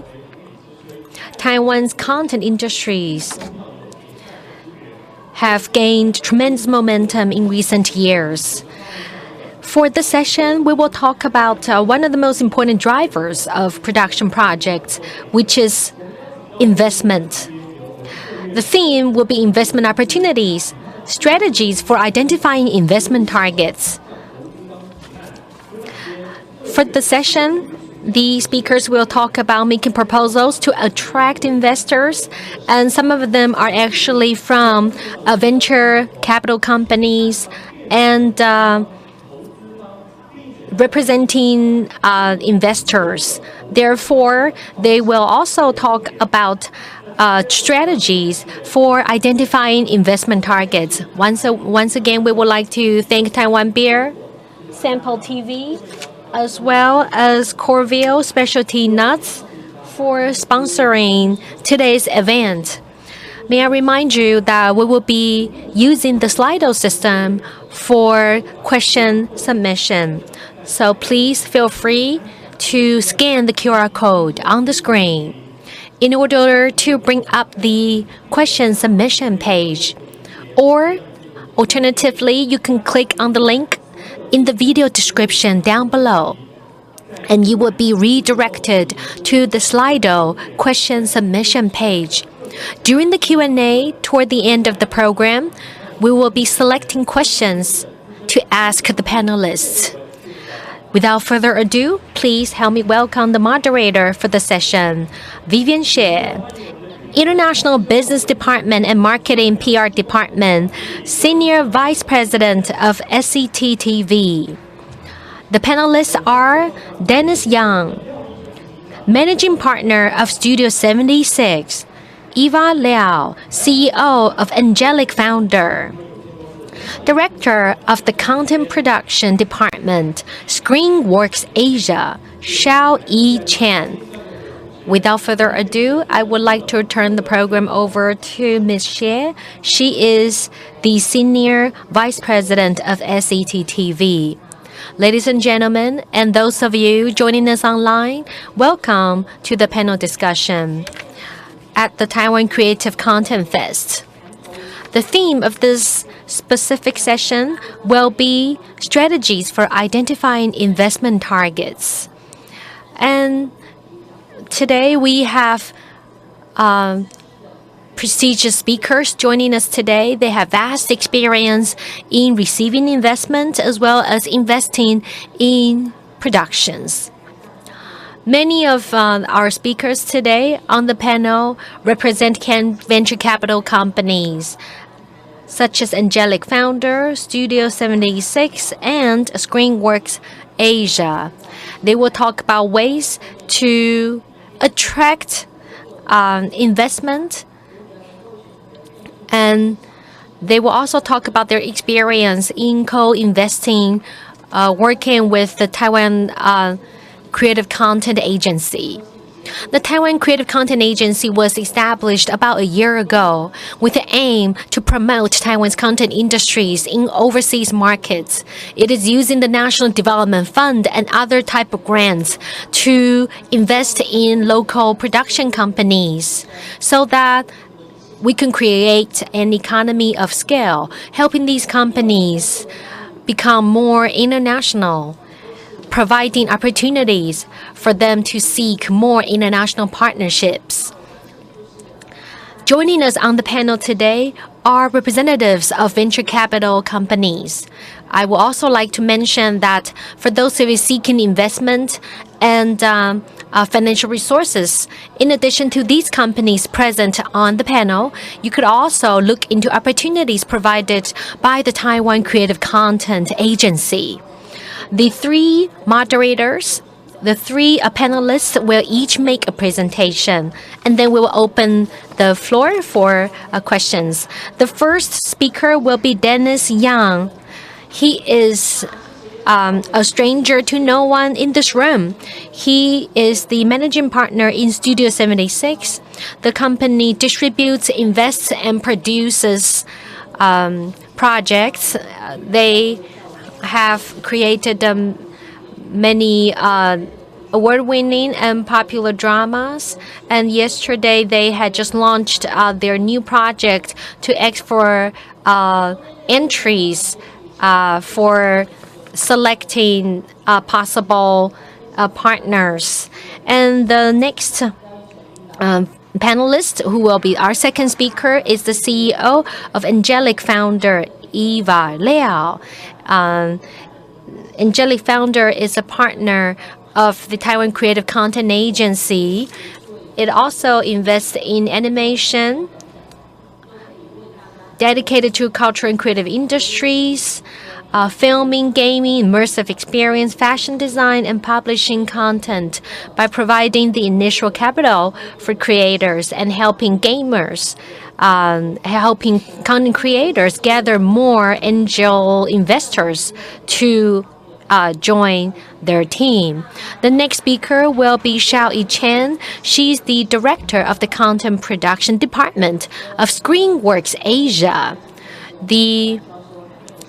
Ms. Chen will, as the content production head of ScreenWorks Asia, a very young company, is constantly looking for opportunities for international partnerships.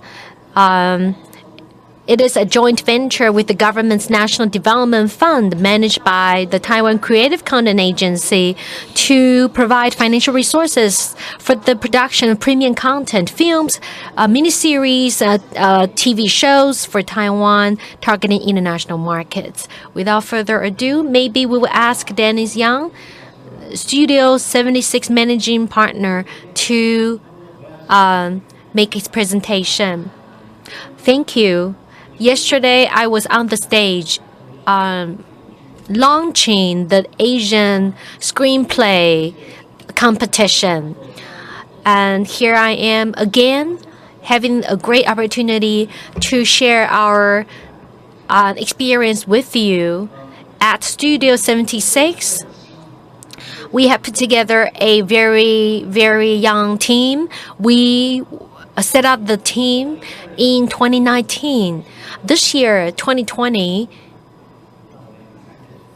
signifies a very exciting year for the development of Studio 76.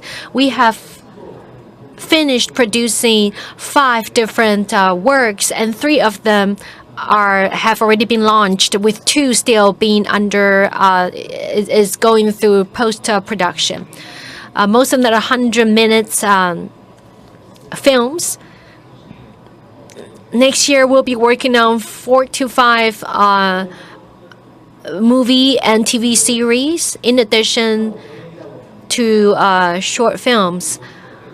In the press conference yesterday, I started out saying that we run a very special IP incubation project, from supporting the development of IP, great ideas, to developing the ideas into longer script, dividing it further into different episodes, working with the playwrights to further flesh out the idea. Then we begin the funding process. The Studio 76 always works with co-funders. We always look for other investors to work with us. So when we communicate with our partners, we would say that we're interested in this product. We will be pumping in 30 to 50% of the financial resources needed to greenlight the project. So we always invest ourselves, and we always are involved. Then we always supervise the production. We work with the production team, the director, to see the project through. In the process, we always look for sponsors, product placement in such environment. We hope that we make sure that we place the products and services based on the agreements we have signed with the customer, with the clients. So this is a one-stop shopping, all-in-one window of contact for those who are interested. This is not a novel idea in the United States. In Asia, this idea is applied to the production of feature films. It is less applied to TV series or short films. Within the next few years, our goal is to produce 30 different works, to develop the original IP ideas, to short films, to long films, and eventually launching it, targeting a larger market. For us, we are a very small team. However, we are quite ambitious in the amount of tasks we wish to accomplish. This is an era when transformation is happening. The time for storytelling has come. Not just the Mandarin-speaking content is on the rise. We see that in Malaysia, Indonesia, in Thailand, as well as in the Philippines, in addition to Vietnam. Let's just set aside China.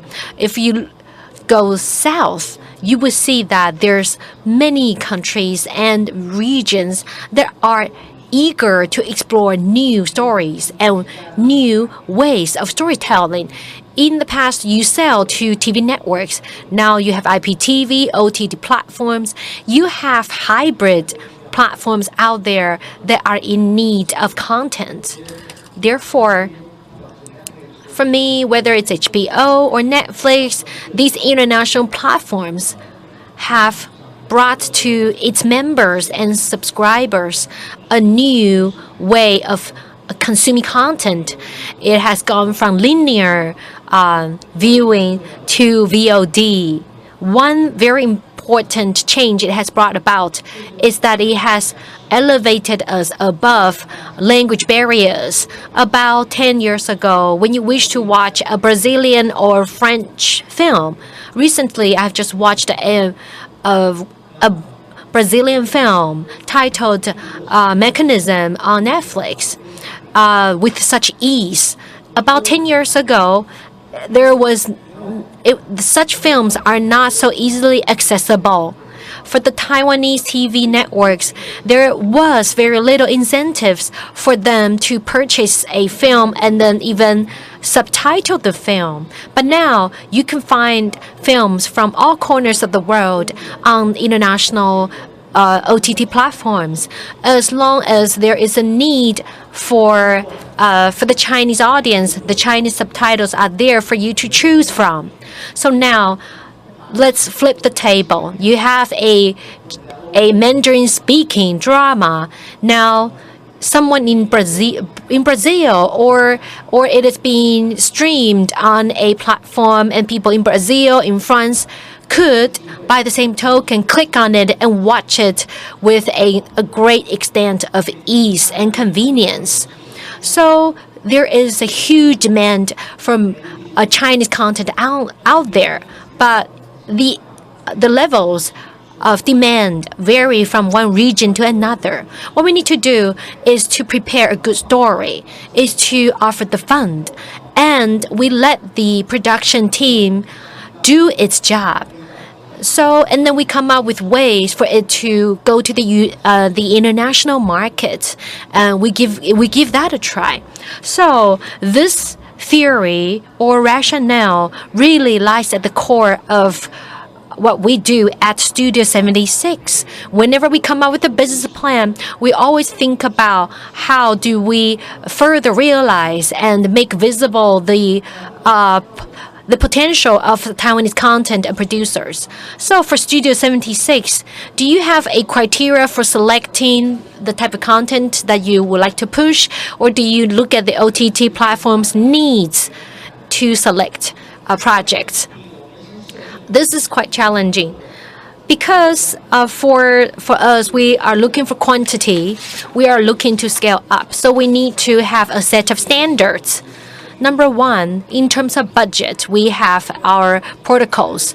About 250,000 US dollars for a film or for a TV series. So this is our pretext.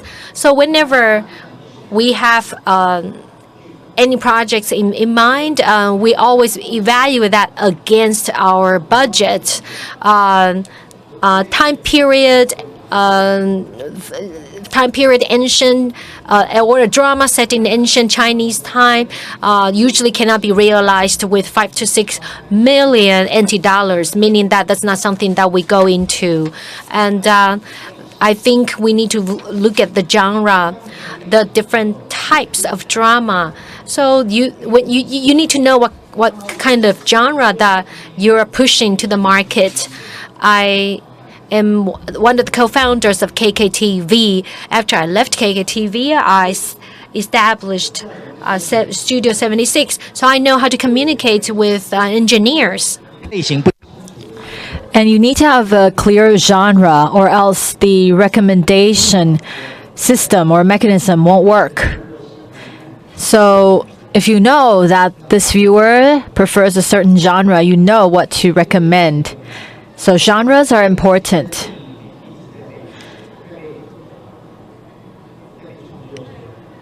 And people make movies according to genres, but not as much so for series. Series usually are a bit of everything.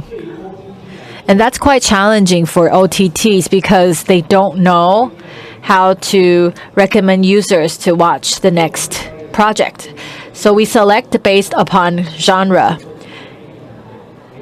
Teams that come to us, I'll ask them a question. What is the genre of your story?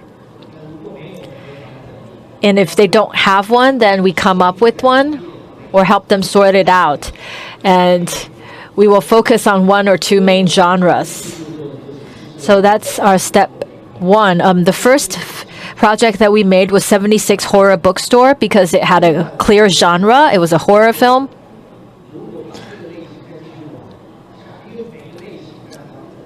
As all of you know, behind each genre, there is a demographic. When you decide to go pursue horror films, you're pursuing the demographic that is between 25 to 35 and females.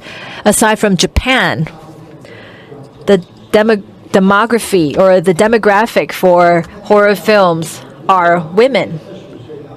And for women between 25 to 35, if you were to go 10 years younger, which are those between 15 to 25, what do they consume? We feel like they like these YA films or content. So that's why we made Fly the Jumper. There's one other genre that is quite popular,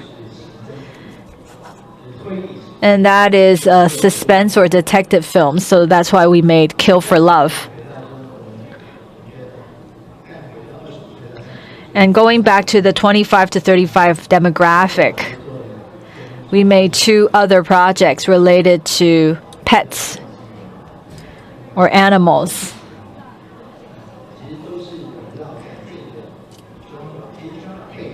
So behind the genre is the target audience. That's why I ask about genre.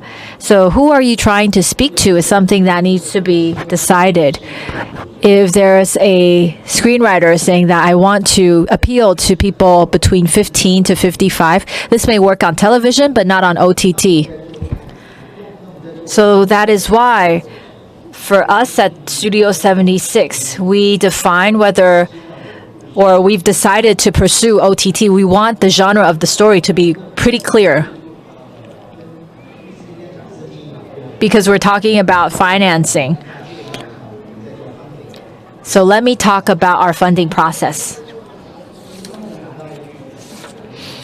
When we receive a script, we come up with a synopsis, and then we do the first round of pitching, and we try to look for investors.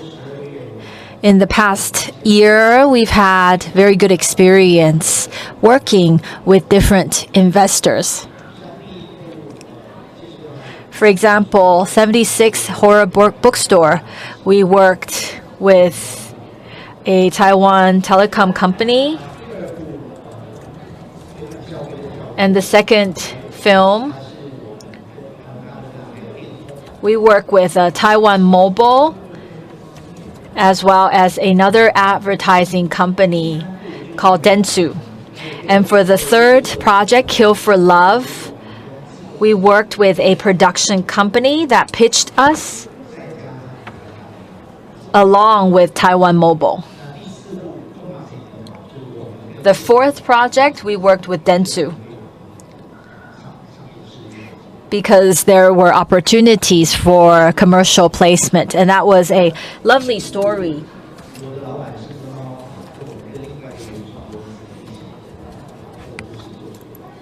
And the fifth project we made with our partners, and we were able to promote it locally. All of the project was made or shot in Keelung. So we talked to different partners about the projects that we're working on. If they are interested, then we work together. And usually we prefer to work with partners that are streaming platforms, and we encourage them to invest up the pipeline. For example, we have several projects that we are pitching at international platforms or Taiwanese platforms. We're talking to them about whether they'd be interested and whether the stories would be popular with them. Would they be interested in investing upstream?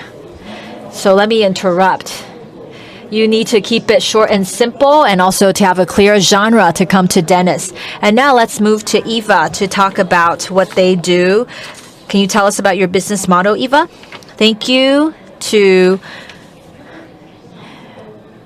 the organizer, and I'd like to thank Taika for inviting us. I'd like to say to those of you in television and also in content creation, you may not know Angelic that well. So let me take a few moments to talk about our fund. Angelic was founded in September this year. This is a joint venture between Angelic and Taika, and we've invested in 4 films so far. And I'll talk about the genres too. We are a crowdfunding or crowdsourcing consultancy. So when a project needs a certain amount of funding and they already have a visible project, or they have a trailer or a teaser already in place that can be communicated, we can help them upload their content onto the internet. It may be in the form of a website or it may be a platform, so that they can go ahead with crowdfunding. This is a kind of crowdfunding mechanism that provides a kind of feedback to the consumer. So for example, if you fund $1,000, you'll be in the credit, and also you may get a movie ticket. We know that a movie ticket is not worth $1,000. However, what the investors get in return is more value than a ticket. In the past, we have worked with Brian the comedian, and also we have 2 projects, Chen Yuan and also Whale Island. That's over 10 million NT dollars. Also, we create merchandise around the project. So we feel like crowdfunding is a wonderful way to get visual content kicked off. It is also another way for IP to get access to funding. But usually when we work with projects, they are in their later stage. For example, you need to have a trailer available so that you can communicate with consumers. That's why we started talking to Taika to think about whether we can jointly set up a fund and that is angelic, so that we can make investments in the earlier stage, so that we help these projects, be it in crowdfunding or in marketing, help them generate more revenue. And our investment targets are not only visual content, but also immersive theater, dramas, as well as musicals, games, board games, or anything we consider to be IP or content. We are willing and interested to invest. And you may feel like, is that too general or too broad? But actually what we're doing is to take the next year or so to invest at least in 2 projects under each genre, so that we'll be able to perhaps aggregate the different teams from projects to create synergy. For example, perhaps a certain visual content can be translated into a board game, or maybe films or series can be made into an immersive theatrical performance. So we hope to create that synergy. But from the investment perspective, you invest differently compared to different funds. Actually, the way that we invest is through a revenue sharing or profit sharing mechanism. So if we decide on an investment amount, for example, 5 million or 10 million, then we decide on how we share the revenue or the profit. We decide on a percentage. For films, maybe we consider the box office and the merchandising and also the licensing of the IP. We don't own the copyright, but we do share the profit. So the revenue that is shared may include some of the corporate sponsorships. We try to find additional sources and also business models for this project. And we also try to reach out to our network and also to match-make resources. Our background is not in production, and we want to put the creative team at ease. And they do their work in terms of content development, but we do what we're good at in terms of helping them gain resources or perhaps sponsorship, so that we complement each other. Right. So for crowdfunding or corporate investment or corporate placement, they can find different resources for use, and they don't take the IP, they don't take your copyright, so you can own your own IP. So for those of you interested, please go to Angelic. And now let me move on to Shao Yi, who is Content Production Director of ScreenWorks Asia. And you are now providing more opportunities for collaboration. So could you talk about what you do? Thank you, Vivian. And I'd like to thank Taika. Let me talk to you about what we do at ScreenWorks Asia.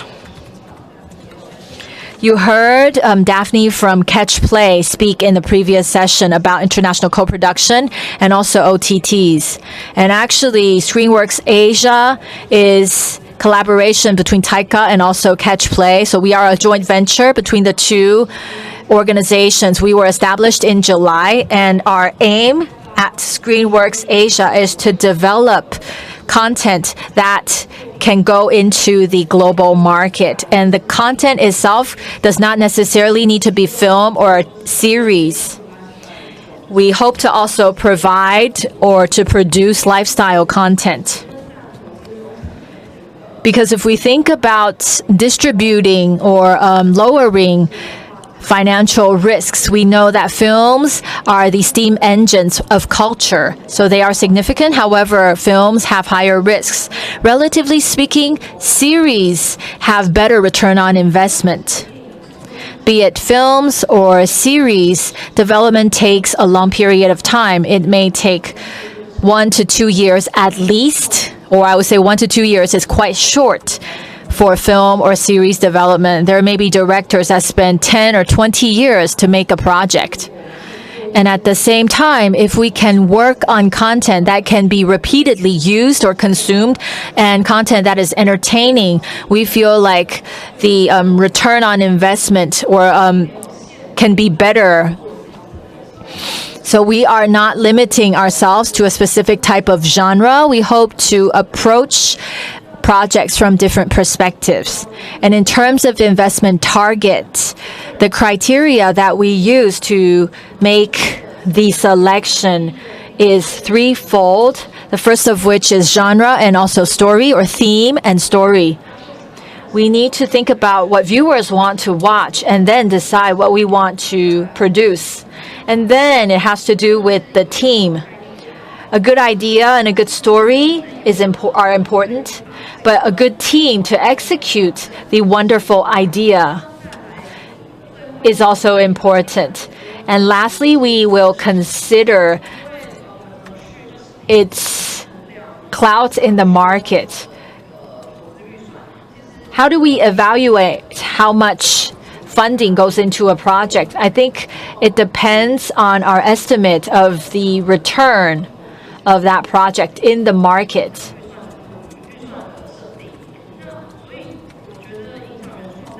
So for ScreenWorks Asia, when we pitched our idea at Taika, we came up with a business model that Taika felt was appealing. And the business model is that we sell, or we pre-sell first before we make the content. So it's a pre-sales model.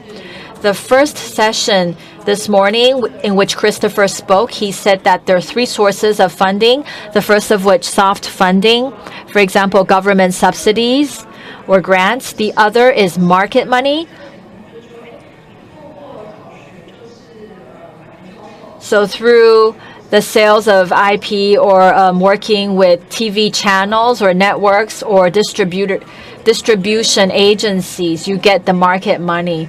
And he does not recommend going after hard money, and that is equity investment. So our pre-sales model is to find most of the funding in the market first. What do I mean by a pre-sales model?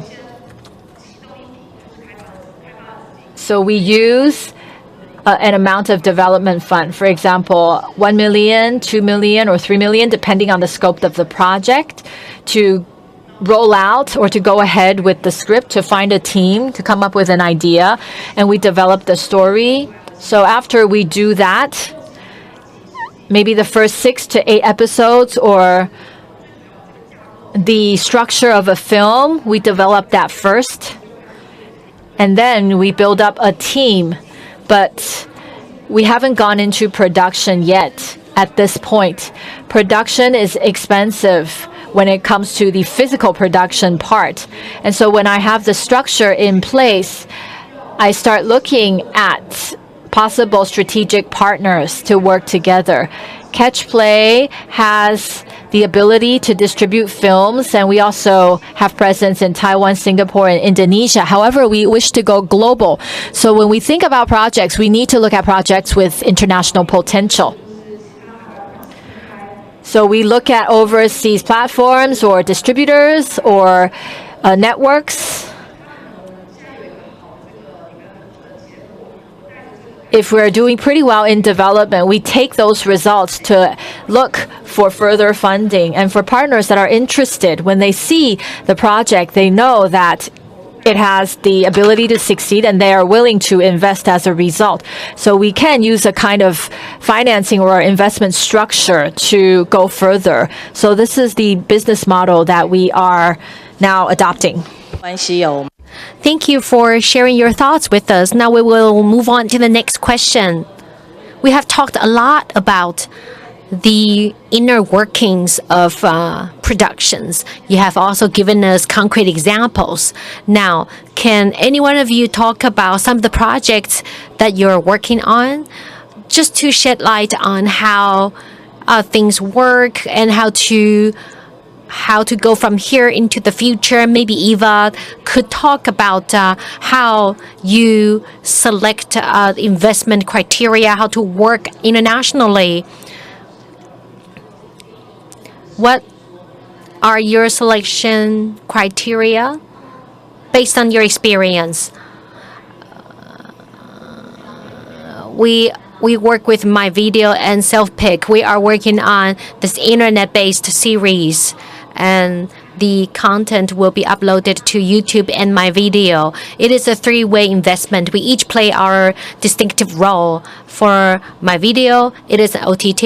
It is a distribution channel. For Self-Pick, it is the production aspect. And for us, we are responsible for marketing, corporate sponsorship.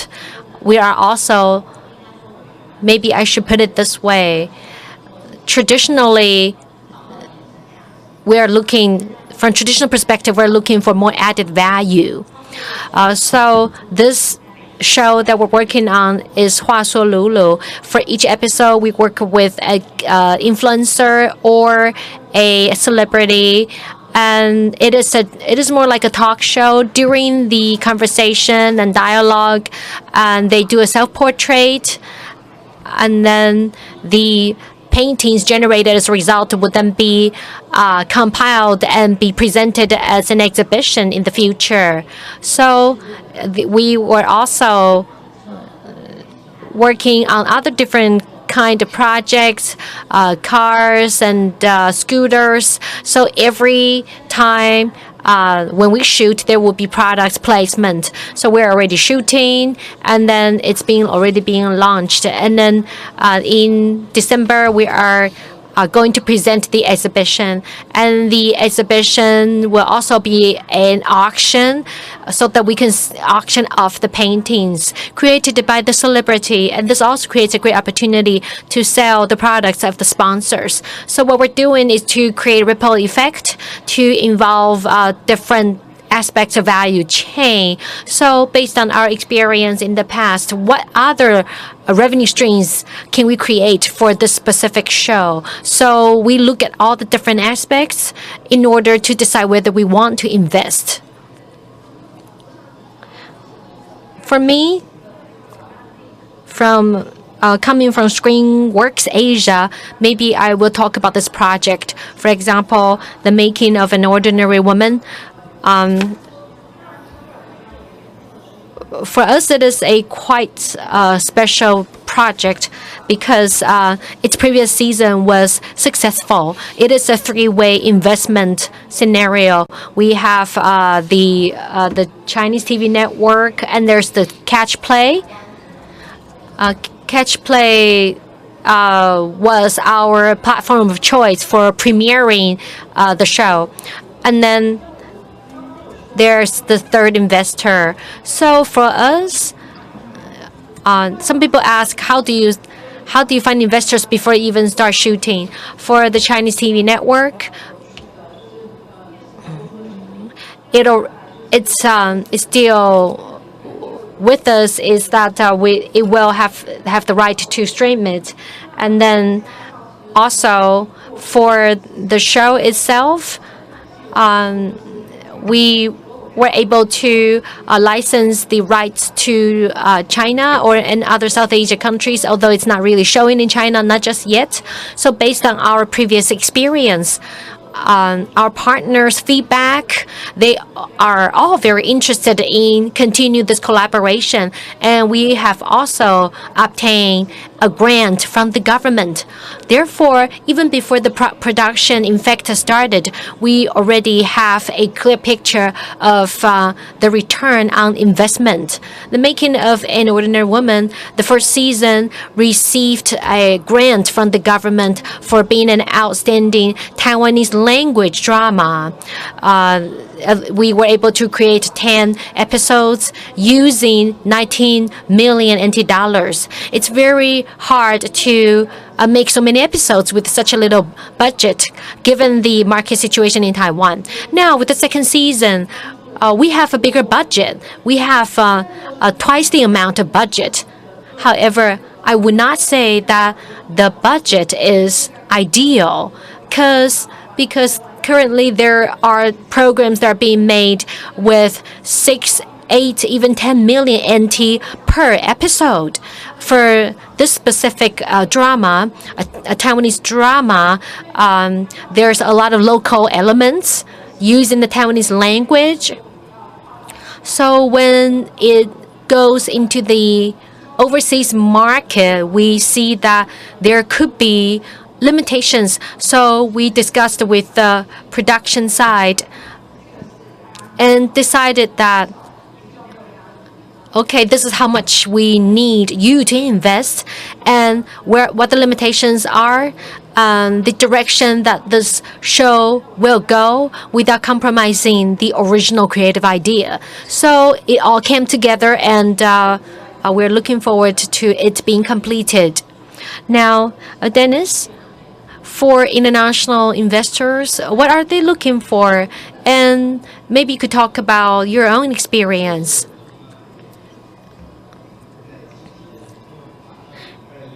In fact, we have already drawn up a plan for our production pipeline for 2021. We're talking to international platforms, OTT platforms. We're not really talking about like the headquarters. We're talking about maybe their Asian branch office.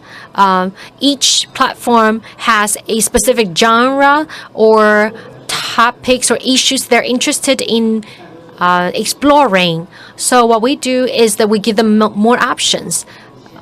So what we're doing now is to find investors before we start shooting. For example, Netflix and HBO, they want different types of programs. Viacom, for example, run by Paramount, is planning to launch Paramount Plus next year. Sony will very actively launch other live action investment projects in Asia.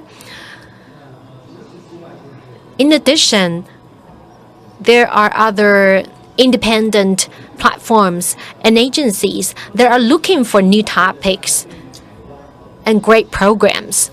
Let's talk about the international markets or international communities' perspectives on the Taiwanese market. They think that we're experts in rom-com.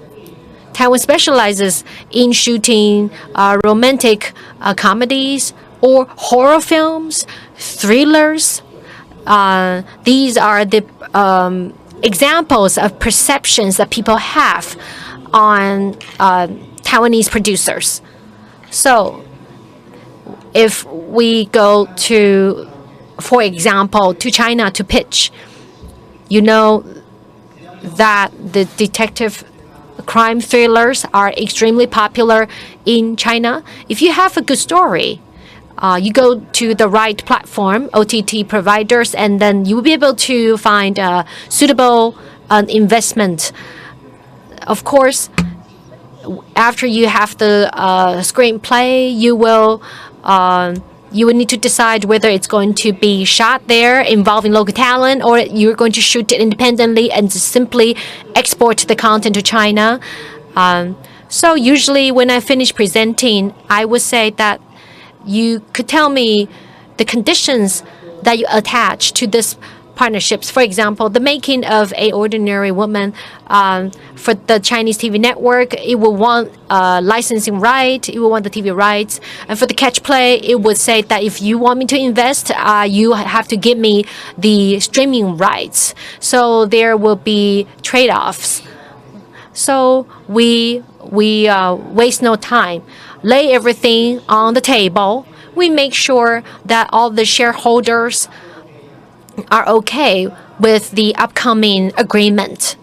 A great example, which is worthy of mentioning, is the production committee of Japan. So usually, when in the credit that runs at the end of every film, you will see the name of the committee.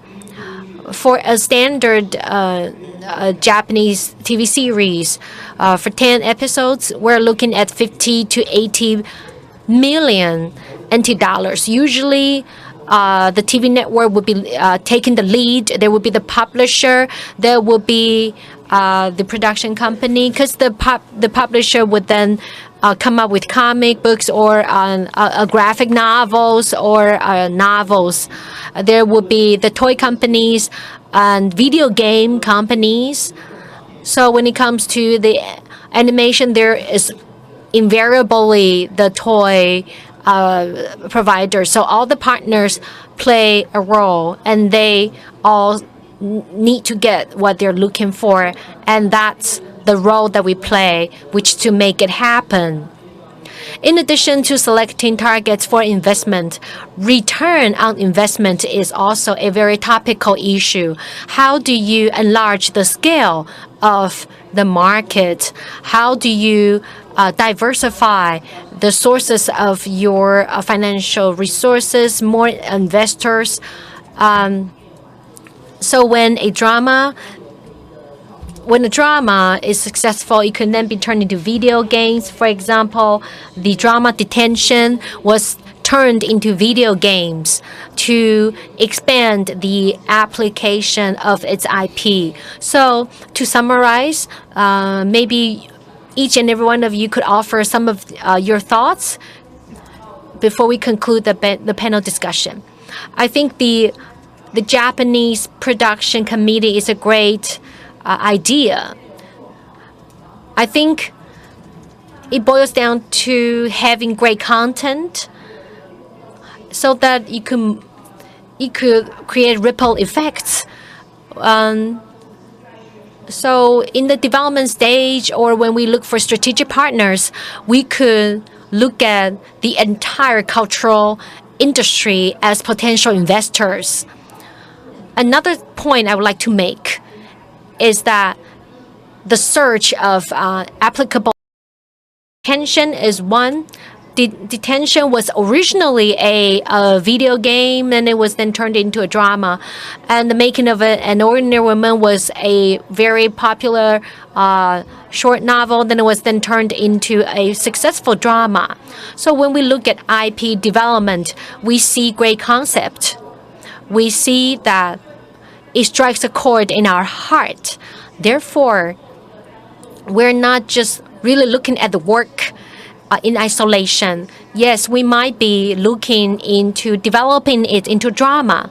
However, it could be extended into, for example, other series or even TV programs and other types of way of creative expression. Prior to this, Catch Play participated in an international project. One of them was very successful. The name of the drama was Returning to the 20s. It was originally a Korean drama. The original idea is to create a Korean version and the Mandarin-speaking version. It was a film that was one of the best-selling films of the year. The story is about a 60-year-old grandmom who woke up and finding herself being a 20-year-old young lady. Is she able to pursue her dreams that was put on hold because she had to take care of her family? I think this is a universal theme, especially in Asia. We often see women putting their own career on the back burner. And the name of this drama is called Miss Granny, and it had a Japanese, Vietnamese, Indonesian, and even a Western version. So you look at the IP itself, it's a great concept. Then it's a one-source, multi-territory product. Therefore, this is something that we look into as in the planning stage. We look at the core of the story. Is it simple enough yet captivating enough that it could be transplanted into different geological or different geological contexts so that it will work in different countries. For example, when I see a very interesting French film, I often think about how possible is it to take the story but put it in a more local context so that we can appeal to the local audience. So this is something that we look into, and then we're implementing this idea constantly. We talked about production budget rising higher than real estate. Before one episode with 3 million NT, people thought that was pretty good, but now it takes 6 to 7 million for one episode. So we cannot only have one investor, and instead we need joint ventures. So Dennis, could you comment more on that? How do we grow the industry for it to be sustainable? Wow, I need to talk for 2 hours to respond to that. When you talk about the return, how do we ensure the return? Well, to get return, before we would think about licensing. But when I think about return, I see it from different perspectives or items. But before I jump into that, I know when a lot of people come to us with projects, IP and also the rights to the script, people are not that sure what those mean. So I would recommend the rights to your IP. That's the ideas, the settings, the characters. That is the copyright to the IP. And then there's the rights to the script. And then there's the mother tape script. And other types of rights, for example, the music rights or the images.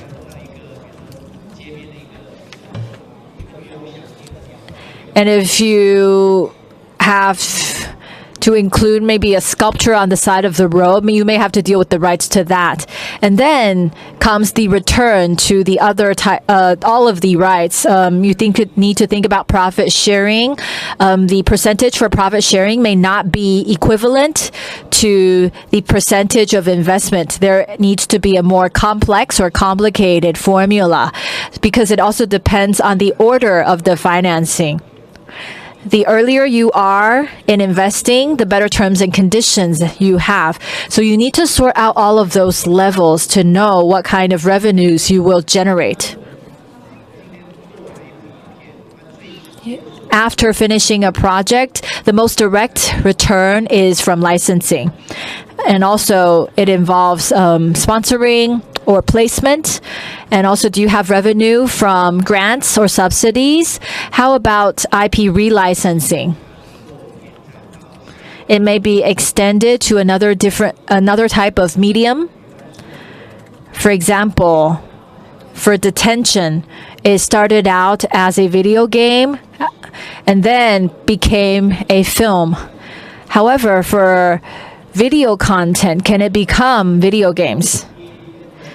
So this BAT mechanism has been in place in China for years. It's a kind of ecosystem, but in Taiwan, it's quite fragmented, meaning that there is no hand in the market to push that. So I would say that is something that we need to work on in the industry to integrate everything.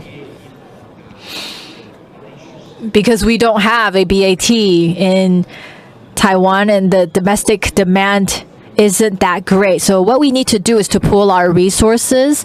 We need to look at the global market and to think about global viewers and global demand. So for us, after completing a project, what we do is to put on Chinese and English and Japanese subtitles. We work on traditional Chinese posters and simplified Chinese poster and then Japanese posters. And then we continue to produce Korean language posters. We need to make it a habit and a process of the work we do. We're not just taking care of the IP or the rights in the Chinese-speaking world. That is not the end. For example, we talked about Miss Granny.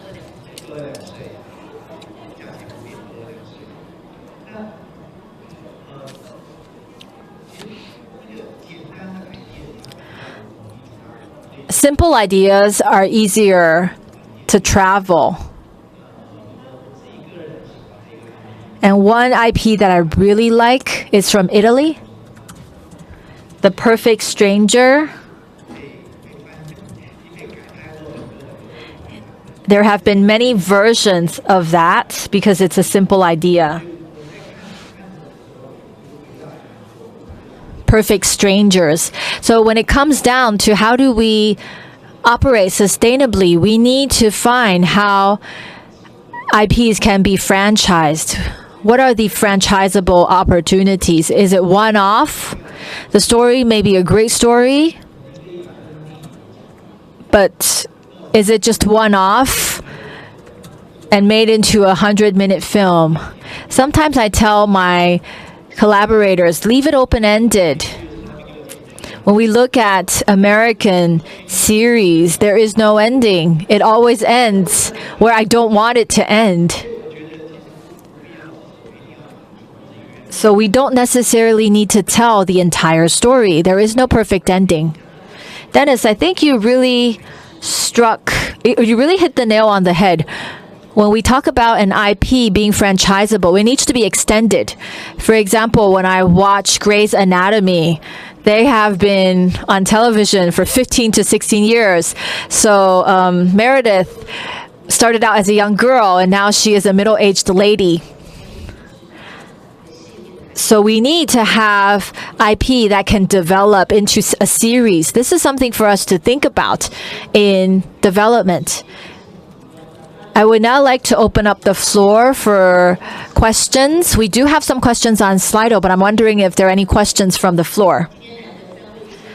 We have 3 financiers or investors here. So if you have any questions, please put your hand up. Anyone? Usually people are kind of shy in the beginning, but let me take a question from Slido. And if you have any questions, you can also put your hand up.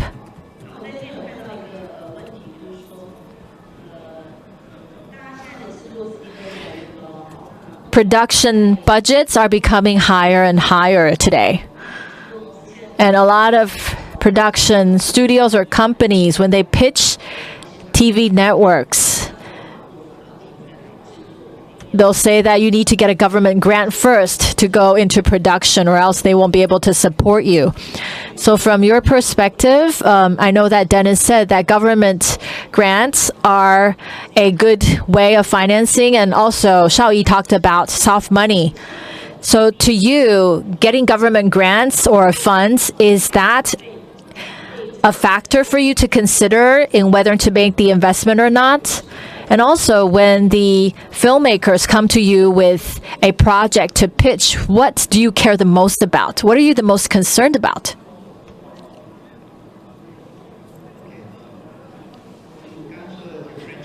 Right. The idea needs to be franchisable. Can it be extended? Can it have a longer life? And do you have clear IP? Let me give you an example. Our third project, Kill for Love, the original screenplay was actually a criminal case from 20 years ago. So when the director pitched us, we thought that this was an interesting story. And we felt like the director in structuring the story, in terms of developing the plot, it was quite appealing. But I said to the director, but there's no IP there. The protagonist, after the film is over, there's not much for her to do. So the last version of the screenplay, we took this supporting character, played by Mo Ziyi, this detective character, and then there was a protagonist of the criminal case. So then we had our IP, which was the detective character. And this detective was someone with an obsession. So we wanted to extend the story to continue to tell the story after the project. So we need to leave more room for imagination. That is extremely important. So if you have a good story, you can think along those lines. If you were to make season 2 or season 3, how would you continue? In terms of government grants or funding, it depends on the status of the project. For independent filmmakers or studios, they may not have the funding for development or production. Or when they pitch, there would be investors hoping that they have a certain percentage of funding in place. So yes, getting government grant is a safer way to go. However, for us, we are willing to invest in development for early stage. So we're not that concerned about whether the project has government grants or funds already. I care more about whether the script is developed to a phase and we can use that content to seek for investment in production. So it's not a matter of right and wrong, it's just a matter of choices. For the people with projects, they need to find people that believe in them and also to find the funding that can help them complete it. And also, there are people that want to complete a project within a certain period of time, so it's all about choices. So for those that are interested in working with us, we hope to take some time to work on the story, to clarify the story first. Sometimes if we're not clear about, or I would say that it's the most important thing to figure out what the story, what the content is about first. How about Eva? For first time, for filmmakers or content creators, what do they need to provide to you so that you can seek for more funding? I would like to respond to government grants. Over the past few months, we have received many proposals. Many of the proposals already received grants, some of them have not. So for me, I think as an investor, I think you need to think about how to mitigate the risks. Some grants are being expressed as income, and some grants are being expressed as technical shares. So as long as your team has a very clear idea about their financial projection, and you have a clear idea about the content of your proposal, we are willing to listen. In terms of evaluating IP, we look at whether it has a local, it is related to the local content. I think for us, we look for something that would that the local audience would find easy to relate, and for example, a drama could then be turned into other revenue streams. For example, this drama we are currently working on is into its second season. It has enough fund to shoot the second season. However, we are looking at peripheral revenues. For example, crowdfunding, and then turning the studio into immersive theater where tickets could be sold. For example, for retention, it was a video game. It was turned into a film, and then later into a miniseries. And they also created immersive shows that people could buy tickets to attend. So sometimes there really isn't a perfect solution for all the matchmaking sessions. However, we can talk about other aspects. For example, there's maybe curators, there may be theater venues. We could look at other aspects of the IP extension in order to create more income. For film crowdfunding, when when you look at the premier, the ticket prices, it's usually 400 to 500 NT. It is quite limited. So the ticket per basket, the increase of that is our goal. For example, a guided tour, immersive theater, and other aspects of the IP applications can all be considered to create more income. So when it comes to investment, we look at all the different possible options. Are there any other questions from the floor? The audience today is quite shy. Is there any questions from the floor? I would like to remind you that beer will be served after the conclusion of the conference. Maybe I will raise one last question. We have talked about a lot of pragmatic issues. Let's say some of those in the audience have a proposal they would like to talk to you about. I know that we're not going to be able to share your emails here on the stage. So how do they get in touch with you? They go to your website? Yes. Just go ahead and type 76 Studio. Go to our Facebook account, our LinkedIn. That's the easiest way for you to reach out to me. When you go to the software park in Nangang, make sure you knock on the door. Let's have a quick chat over a cup of coffee. You might find yourself to be fairly busy afterwards.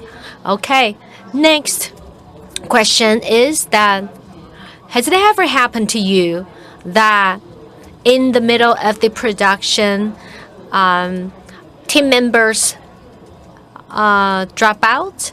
They cease their partnership, terminate the partnership with you? My company is quite new. However, this had happened to us, that we and our partners had gone separate ways. I think it is inevitable that things like this happen. Sometimes in the production phase, maybe I should put it this way. Our team is quite flexible. Sometimes the team comes to us with a proposal. Sometimes we come up with a great idea. Then we go out to look for the playwright. We go out and look for producers and directors. And so during the development phase, sometimes there's a, maybe I should put it this way. So during the development phase, you might discover that your vision is quite different from your partner's vision, or in terms of the direction to take. Sometimes you want to go this way. However, the creator really wanted to go the other way. Therefore, you see that there's no resolution to such differences. So, of course, there's always a time when you feel like we have communicated and we can work together. However, down the pipeline, when necessary, we would move on to other partners when we can't see eye to eye on major issues. So, I think for those who are looking for investors, having a candid conversation is quite important to determine whether you are you're on the same page in terms of major issues. There are different platforms, local ones and international ones. You look at things differently. Therefore, through discussion, communication, you get to find people who you could work with, investors who you could work with, or people who you will have difficulty working with.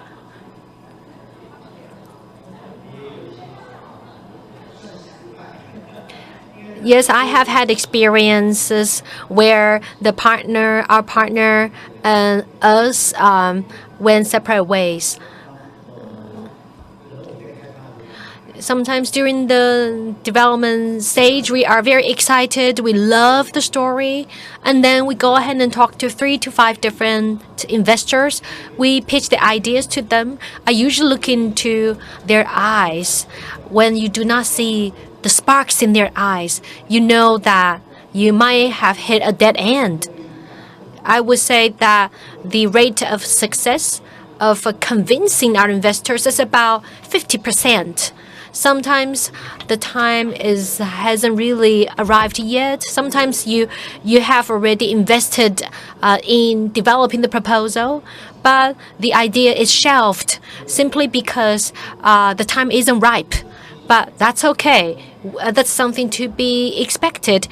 Not everyone is on the same page as you. Sometimes you feel you're ready and then you're looking for co-founders. The co-founders have to feel the sparks. They have to be moved and be as passionate as you. Sometimes it doesn't work out that way.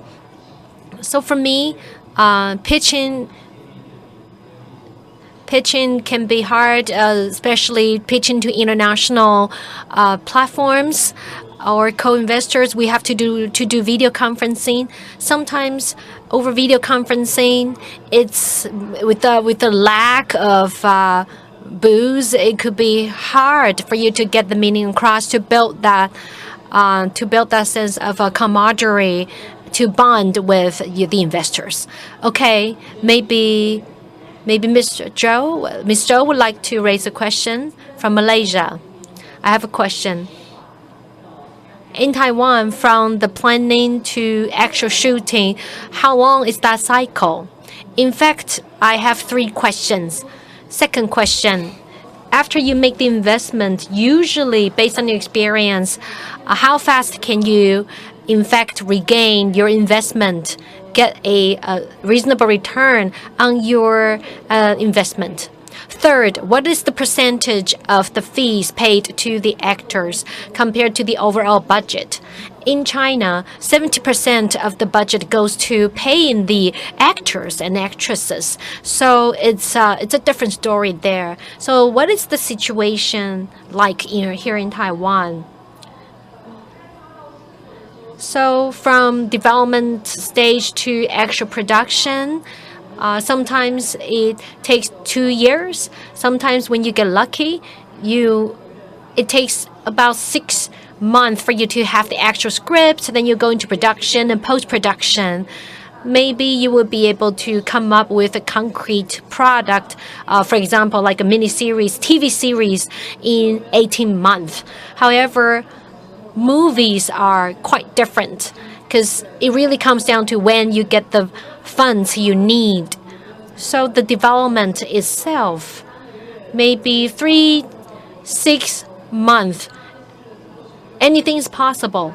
For TV series, it depends on how many episodes you're talking about. Next, return on investment. Of course, it differs from one case to another. For us, we look at licensing revenues and other IP-related revenues. For us, the goal is to look at the return on investment time. When something's ready, it's launched, it's being played on platforms, we want the return on investment phase to be as short as possible, usually about 6 to 12 months. This is my aim, whether it's TV or movies. But when you're making TV programs, you have to talk about the financial aspect of it as early as possible. So the production stage and the return on investment stage can both be shortened. And what about the budget? Usually, 20 to 30% of budget goes to paying the actors and actresses. 40% goes to production. There are a lot of producers here, maybe they can help to answer. Sometimes you need to build a scene. So if you have specific need in terms of that, then you have a specific need in terms of a special effect, and the greater portion of the budget would have to be spent on that aspect or even on post-production. Okay, we have come to the end of our conference today, whether it's the Ministry of Culture or the Creative Content Agency, they are offering a wide range of funds and subsidies for those of you, especially the professionals in the content industries. So we are having pitch sessions throughout the show period. There is a pitch session currently going on the second floor, and on the showground we have booths that have been set up by content creators, TV networks, streaming platforms, and we have a specific IP display platform featuring original publications coming from Taiwan. So make sure you check out the booth and check out the IP application exhibition. And for those of you who wish to join the exhibition, please make sure you join us next year. And finally, I would like to thank the 3 speakers for sharing their insights and expertise with us, whether it's coming up with great ideas and content on your own, looking for the right IP to further develop. It is a result of great team collaboration. It is the only way for us to elevate our capability, whether it's in terms of whether it's working with international platforms, whether it's to enhance the international competitive advantages of Taiwan's industry. Working together, we will be able to flourish and thrive. Today, we're faced with a multicultural scenario, and an international competition is very keen. For example, contents from China, Southeast Asia, whether it's from Thailand or it's from the Philippines, Indonesia, they have all been on the rise and garnering attention across the globe. So Taiwanese industry still has a lot of room to grow. So let us not forget that the beer will be served at 4:30. Thanks to the generous sponsorship of our sponsors. And for those of you joining us online, may I remind you that the international market and exhibition of TCCF wraps up tomorrow. So make sure you take time out of your schedule and stop by the TCCF and check out our exhibition. Now we would like to invite the speakers